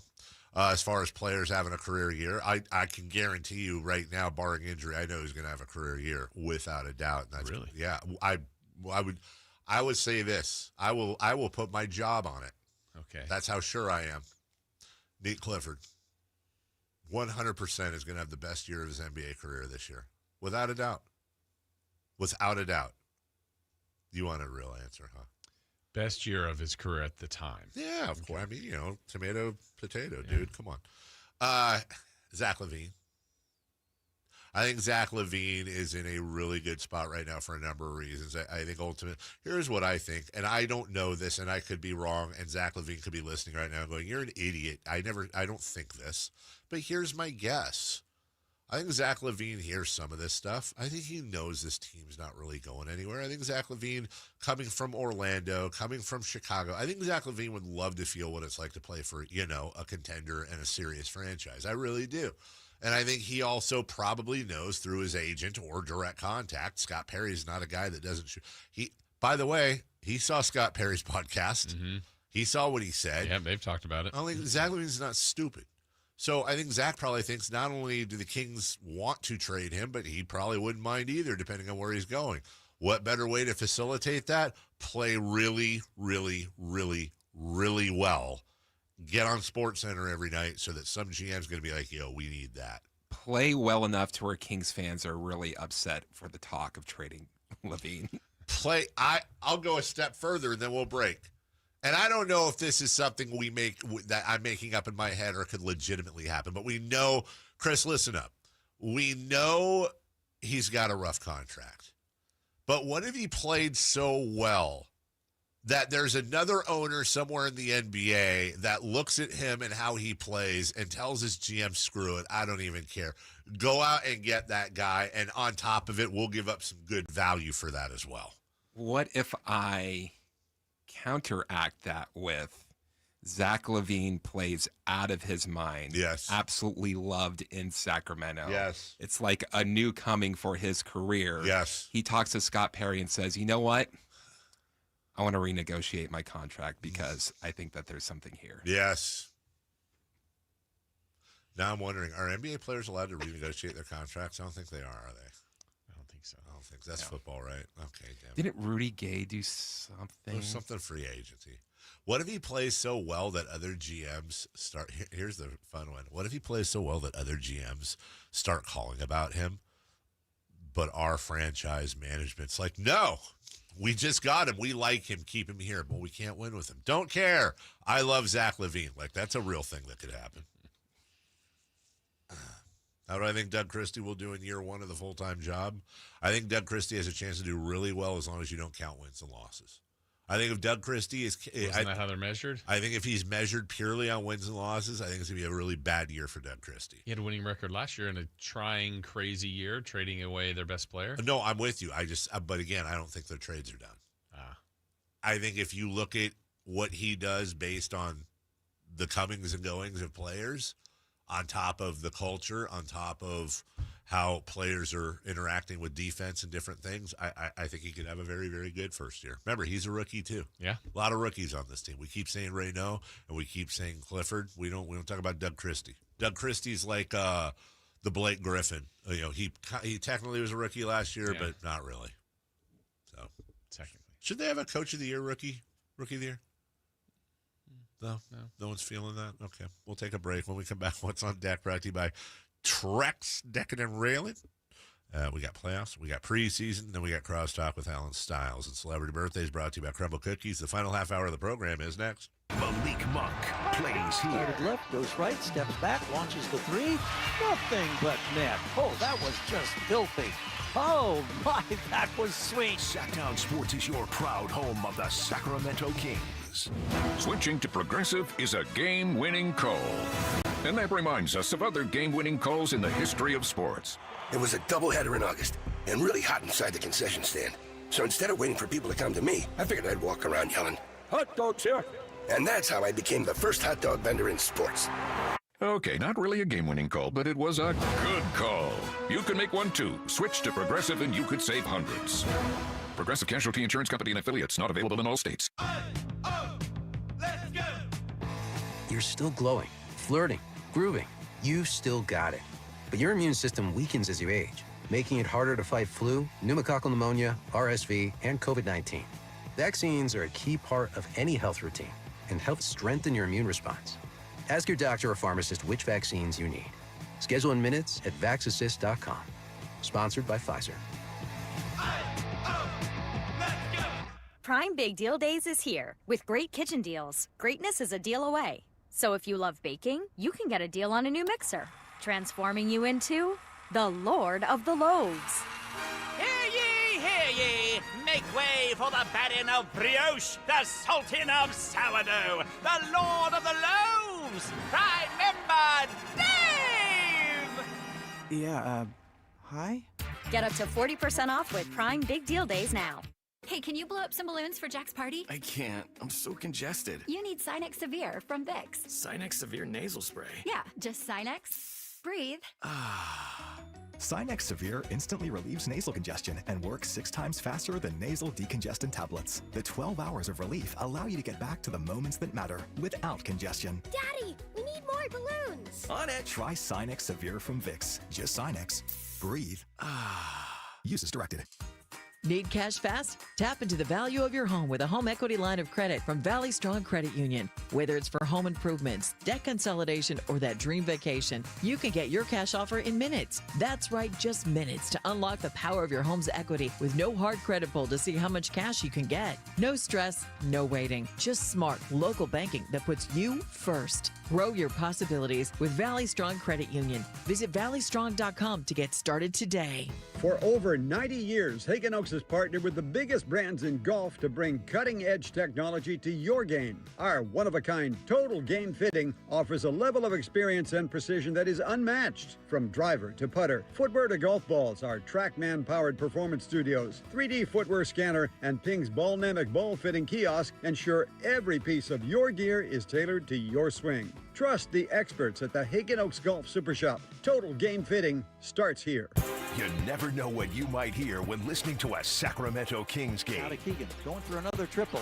Man, is he feeling it. Keegan, can he do it? Yes, there's number 11, Keegan Murray. Keegan steps back. He just knocked down his 12th three-pointer, a Kings franchise record. He's got 45 points. Never miss a moment of Sacramento Kings basketball with Sacktown Sports and the Sacktown Sports app. Ladies and gentlemen, this is gonna be fun. Yeah!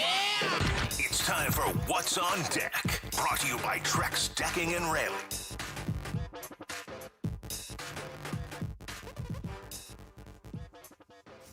Trex Stacking and Railing brings you What's on Deck, and oh, Nelly, we got some stuff on deck today, Jason Ross. We'll start with the Mariners and the Tigers. That's an early start. I'm going to say like 1 or 2 or something, 1 o'clock. Maybe. Yeah. See, you wanted earlier baseball. Want earlier baseball. I do.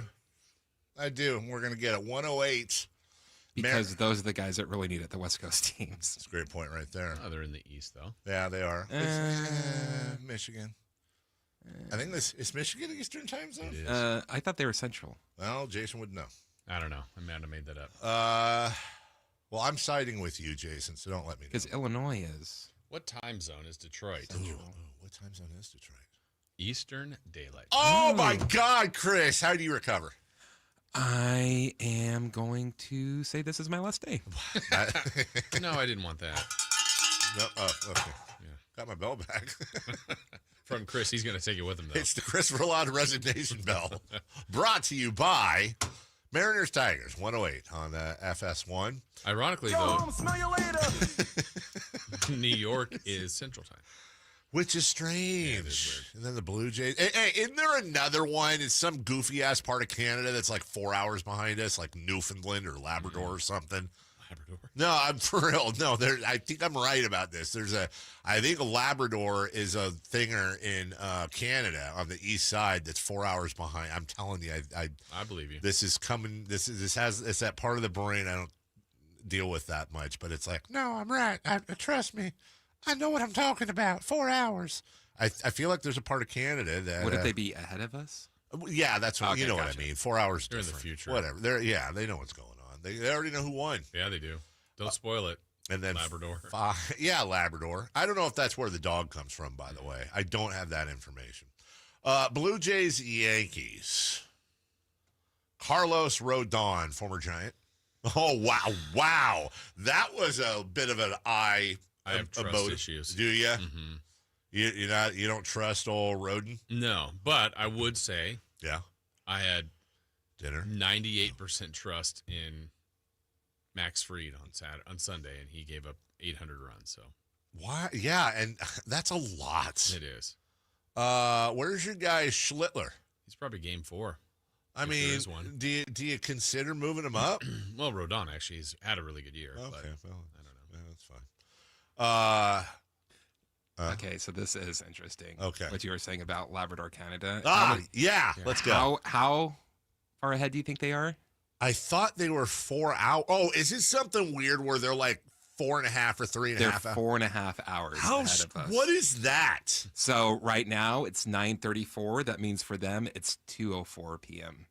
That should be illegal, dude. Like it has to go in hours. How are they watching Modern Family? Exactly, the most important show. It's on at 8 p.m. our time, but it's 1:30 your time, but it's a.m. not p.m. What?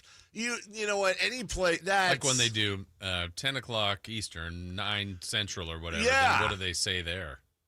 Like they give you like 4 things, right? 11:30. What even is that time zone called, Chris? Because you have Central Newfoundland. It's just called Newfoundland time. That place isn't real. It'd be fun to visit. What's weird, that or China, which is huge and it only has one time zone. Yeah, that also doesn't make sense because of the sun. Yeah. You know, where you're like, what time is it? 5? Well, it's dark. It's been dark here for 3 hours. That's just. I don't like that call. I don't like that call either. There needs to be like an international Once you board. take over the world by getting rid of half a population. That's right. I'm establishing time zones that are only on the hour. Was it Terry Time? Like who did this? Who was the Who guy? was it? Tommy Time. It's. I think it has something to do. What was the thing I saw where he was saying isn't all of our years and stuff based on the Christian calendar or something? Didn't the Christians win that one? Yes, they won. And somebody out there the line was like, what is it? Like, well, hold on a second. You have the Chinese calendar. And it's like, okay, well, next time you do your taxes, put rat in the year and see how the IRS deals with that. Like, they won. They got to say the years. Like, it's 2025. That's usually what I put on my taxes. Rat. Dirty rat. Or monkey, I think, is one as well. I think I was. That's a shock. I got to go back and find which one I was. What year I was born? Yeah. Guess what mine is? Or you're like the boar or something. No. You rabbit. No. No? I already said it. You were monkey? No. Rat? Yes. Oh, of course you were. All right, let me see. You were rabbit. I was rabbit? Mm-hmm. Year of the wood rabbit. Yeah. Let's go. I was just a rabbit. I was a wood rabbit. Chris, you're the rat? Yes. Me too. Oh. You're both I'm specifically the water rat. You're the water rat? What type of rat am I? Like the river rats, the inline skating that's hockey team. that's the baseball team here. I think I have your year. No, I don't have your year. 8 something. 84. The wood rabbits are smart and full of schemes. Yeah. From appearance, they leave a lively and outgoing impression to others, but in fact, they are shrewd and deep in mind. Also, they're particular about trifles. What? Oh, you're always talking about trifling. You seldom see wood rabbits show their opinions publicly. Chris, you're just the rat. Wow, he's just the rat? And it's tied to people born in 1936, 48, 60, 72, 84, 96, 2008, and 2020. Well, listen, man, I'm not trying to be all disrespectful and stuff, but Chinese astrology got it wrong with me. That's it's pretty bogus. Okay. Let them know. 916-339-1140 is your text line from the 916. Kings fans wanted Levine for years. Now he's here and they don't. It's like the prom queen who, well, I'm not going to say that out loud. That's mean. I think Kings fans wanted Zach LaVine here on a 4-year, $80 million offer sheet. Yeah. I don't think as 5 years ago. Yeah, there's a whole different ballgame. There were no Kings fans. Well, there was one Kings fan, but almost zero Kings Probably fans. the most important one. The most important Kings fan that thought trading De'Aaron Fox or Zach LaVine was a good idea. Like, I keep saying this, and this will be proven, I think, in history. It's just too close right now. And it also, again, sounds disrespectful to Zach, which I don't mean to be. I honestly think that's going to go down as, like, one of the worst trades in NBA history. I'm not saying top 5. I don't think so. But I think the idea that not only did they trade Fox for LaVine, but they couldn't get their pick swap back from the Spurs, and on top of that, they got saddled with a top 5 worst contract. I think that trade, as the years go on, is good. We'll see what they turn LaVine into. Right, exactly. That's going to be important, but I just don't know if there's other teams out there that are suckers like we were is the problem. Mm-hmm. Like, what other teams are as dumb as we are? Charlotte? I'd trade LaVine for Lonzo Ball. I don't know if they would. Mm-hmm. I'd do it. Who else is dumb like us, Jason? Who are the top 5 dumbest teams in the NBA? We'll save that for tomorrow. The Bulls. But I don't think that's going to work. Are the Pelicans dumb? They just got a new GM, didn't they? He might not be Yeah, dumb. they did. Yeah. The Nets, they could be dumb. Oh, but they got Jordy and somebody good in there now. See, a lot of these dumb teams are getting smarter. What about a good team that's dumb? 1-800-920-1140. Top 5 dumbest teams. Yeah, the LaVine thing, I don't know. Oh, come on. You're missing the dumbest team in the NBA. The Mavs? No. Hold on. Let me. Their owner keeps trying to dig himself out of the problems that he creates. The Clippers? No. Oh. Their owner keeps trying to. New owner. Oh, the Suns. Yes. Oh, you're absolutely right. Holy crap, the Suns are dumb. You're absolutely right. We are smarter than the Suns. And that's what I think that honestly, they had like Feel the Roar and stuff. Yeah. That should be our Smarter slogan. than the Suns. We are smarter than the Suns. Or the Suns are dumber than we are. That's fine Smarter too. than the Suns has a nice ring to it. Smarter. Yeah, also, that was a Doors song. It was. We're not that bad. Smarter than the Suns. Ring it a ding ding ding ding ding. Smarter than. Yeah, remember that? Mm-hmm. Jim Morrison? Yeah. The other guys? And the other doors. What was behind those doors? 508 Blue Jays at Yankees. You going to be watching? Yeah. Okay. Yeah. Bulls Closely. at Cavs and Pacers at the Timber Pups for your NBA preseason action. We'll take games. One last break. Honestly, must wins. When we come back, crosstalk with Alan Stiles. We'll celebrate celebrity birthdays brought to you by Crumble Cookies, and we'll finish up the show next. On the move? Got somewhere to be? Take Sacramento Kings basketball with you. The Sacktown Sports app will let you stay connected to your passion. Never miss a moment of Sacramento Kings basketball with the Sacktown Sports app.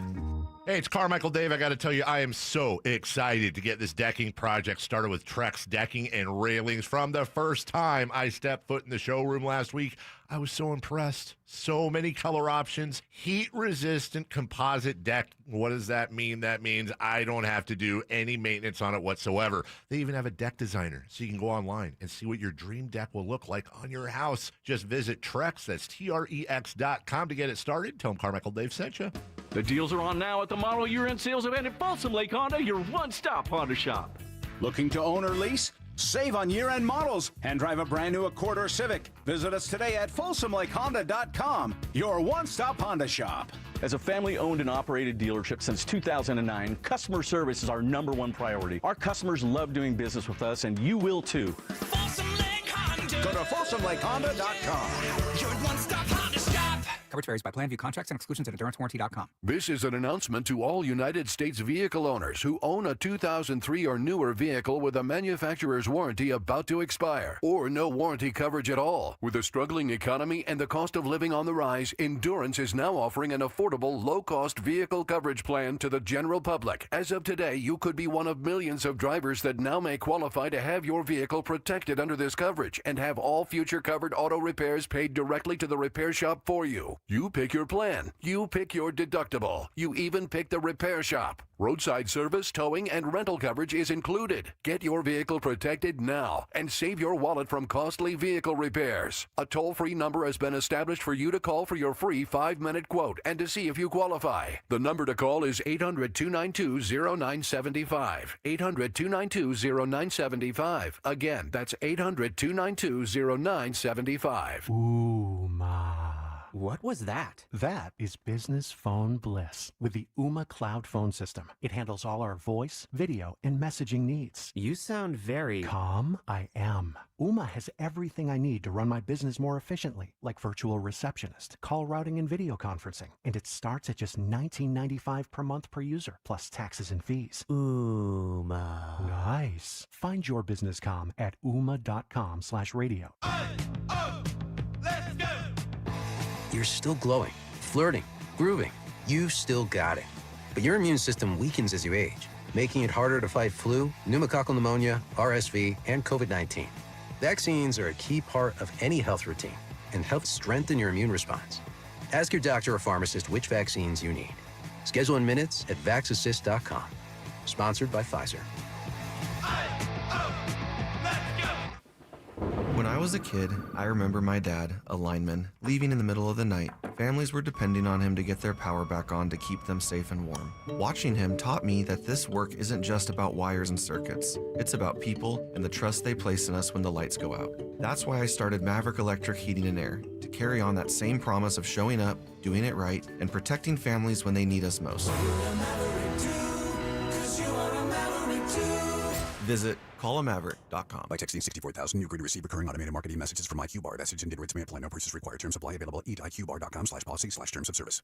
I've got good news and bad news. Here's the bad news. Most protein bars are packed with sugar and unpronounceable ingredients. The good news? There's a better option. I'm Will, and I created IQ Bar plant protein bars to empower doers like you with clean, delicious, low-sugar brain and body fuel. IQ bars are packed with 12 grams of protein, brain nutrients like magnesium and lion's mane, and zero weird stuff. And right now, you can get 20% off all IQ Bar products, plus free shipping. Try our delicious IQ Bar sampler pack with 7 plant protein bars, 4 hydration mixes, and 4 enhanced coffee sticks. Clean ingredients, amazing taste, and you'll love how you feel. Refuel smarter, hydrate harder, caffeinate larger with IQ Bar. Now you can get 20% off all IQ Bar products, plus free shipping when you text IQ Bar to 64,000. Text IQ Bar to 64,000 to get your 20% off. That's IQ Bar to 64,000.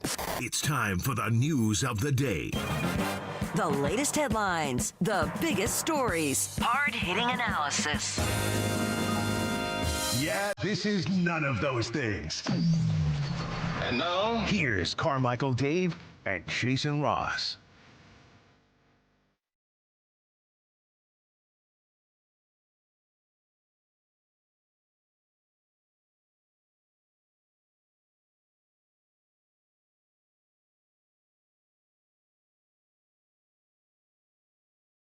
David, are you here? Can you hear me? He isn't here. Where is he? We're back. We're waiting on Dave. Alan's here. He's been here. He's ready to go. I'm here, ready to go. Chris is in the other room, ready to go. Alan, you ready to go? I'm ready. Yeah, he's ready. I'm ready. Yeah. Dave's here now.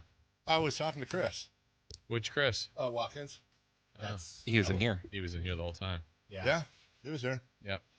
He was here the whole time. How are you doing, Alan? I'm great. I'm great. But? No, there's no buts. It's not like there's a dot. No, I'm outstanding. Yeah? Mm-hmm. Okay. Anything new? Well, no, I had been doing the I knew there was 2 hours. No, I've been doing the basically the 2-hour shift with the little one, and my wife gave me a break, and I got about 5-6 hours last night. So I am primed and You got ready to good go. sleep? Yeah. Yeah. So now she's the one struggle busting, but she's still on maternity leave. So. Are you a wake up? And hello, Chris Watkins, who's joining us as well. Are you when you wake up? Do you know? Are you like I feel great waker upper, or are you? Like, oh man, I gotta wake up. Oh, are you asking me? Am I a morning person?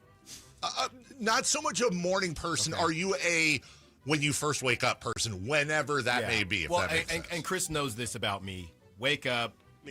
wake up, read a motivational quote immediately. Really? Right. Scott Perry's preferably. Yeah. Exactly. Oh my gosh, you're just lame. And at that moment, you're just ready to go. What was your motivational quote this morning? Do you remember?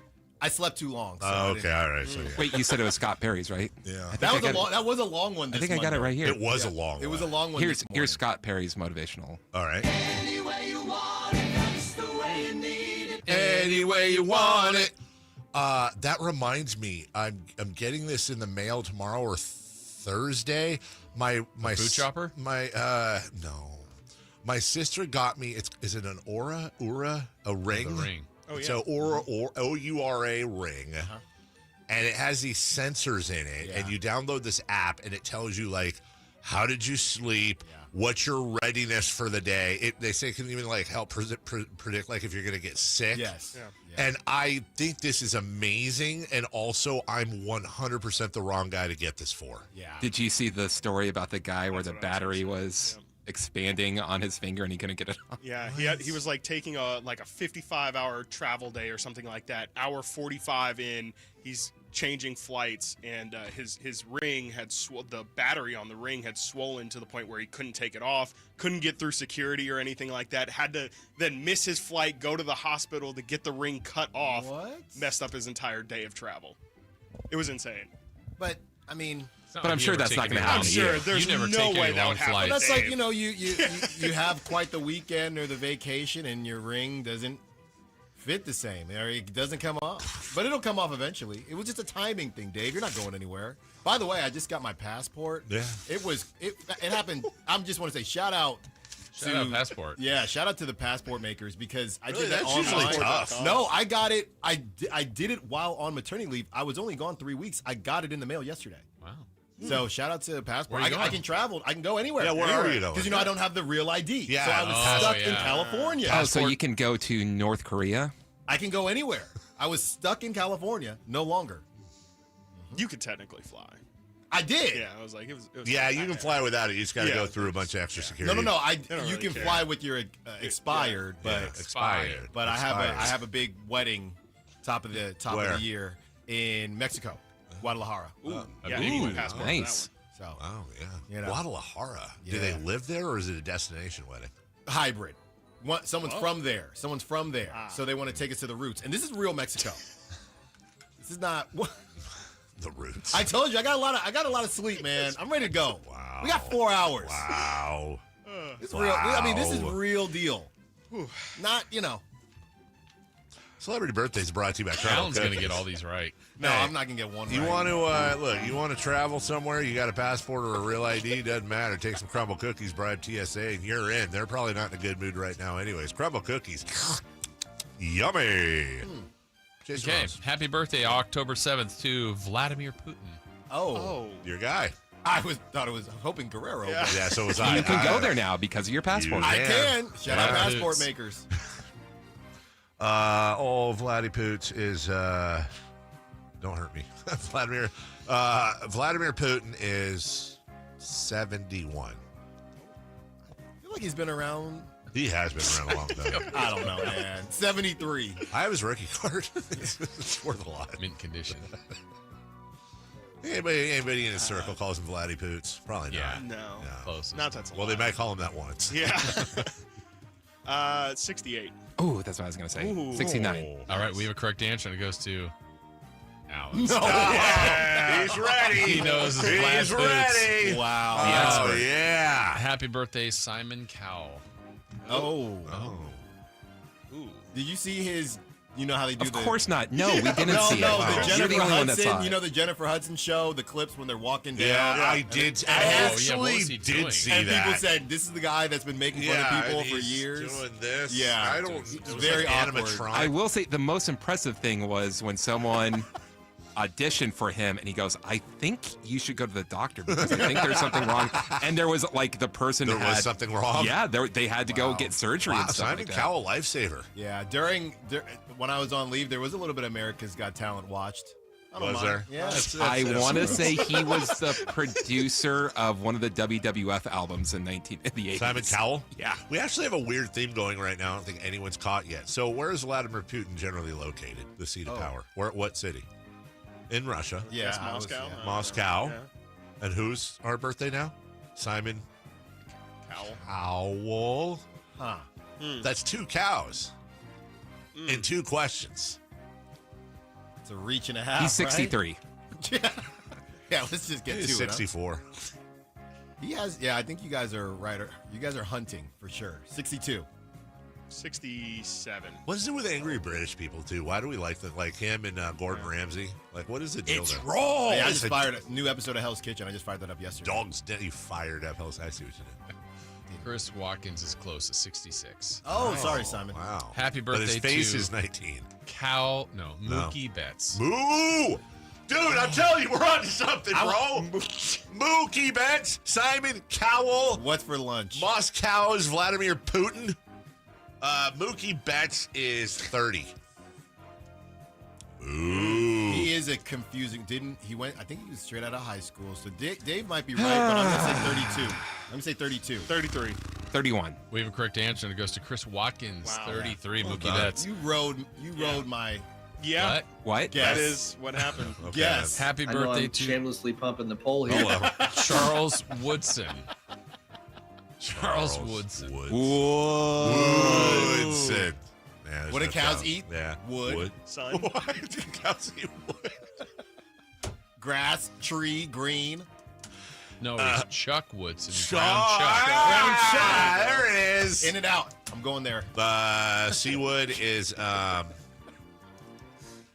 Charles Woodson is 58. Really? I That's don't know. good. I'm just saying. You know what Of they course say. he does. 55. 53. 54. We aren't in the right decade, guys. yeah. 60. 49. Yeah. I tried to ride. You were going the other way. I tried to ride. Just kidding. Happy birthday to, let's go with Nick Stauskas. Oh. Stauskas. Stauskas. Nick Rocks, apparently. Nick Rocks. Kind of a dillweed. He is a dingleberry offer. Nick Stauskas, I don't care. He's 33. Yeah, these guys. You know.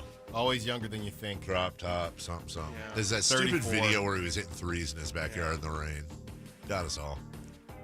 31. 30. Ty, 31 and 33. I forget it was Chris. I was and 33. Thank you. Thank you. I'll take the W. Okay. That's it? Sure. Okay, why not? We'll end on a low note. Alan, you got a show ready. It's quite the show. Yeah? It's quite the show. Brock Purdy. Is coming on the show? Yeah. Wow. Well, okay. He's in studio? The conversation of Brock Purdy is going to be happening. How excited is everyone for preseason basketball to start up? And when it comes to the conversation of where the Kings will finish, I have some notes on how they can creep up and sneak into the playoffs. All right. Is Alan extra? Is this his favorite show on the entire station? And will the Sacramento Kings win less than 35 games? Alan will answer all those questions to start his program out next. The only place you'll find Malik Monk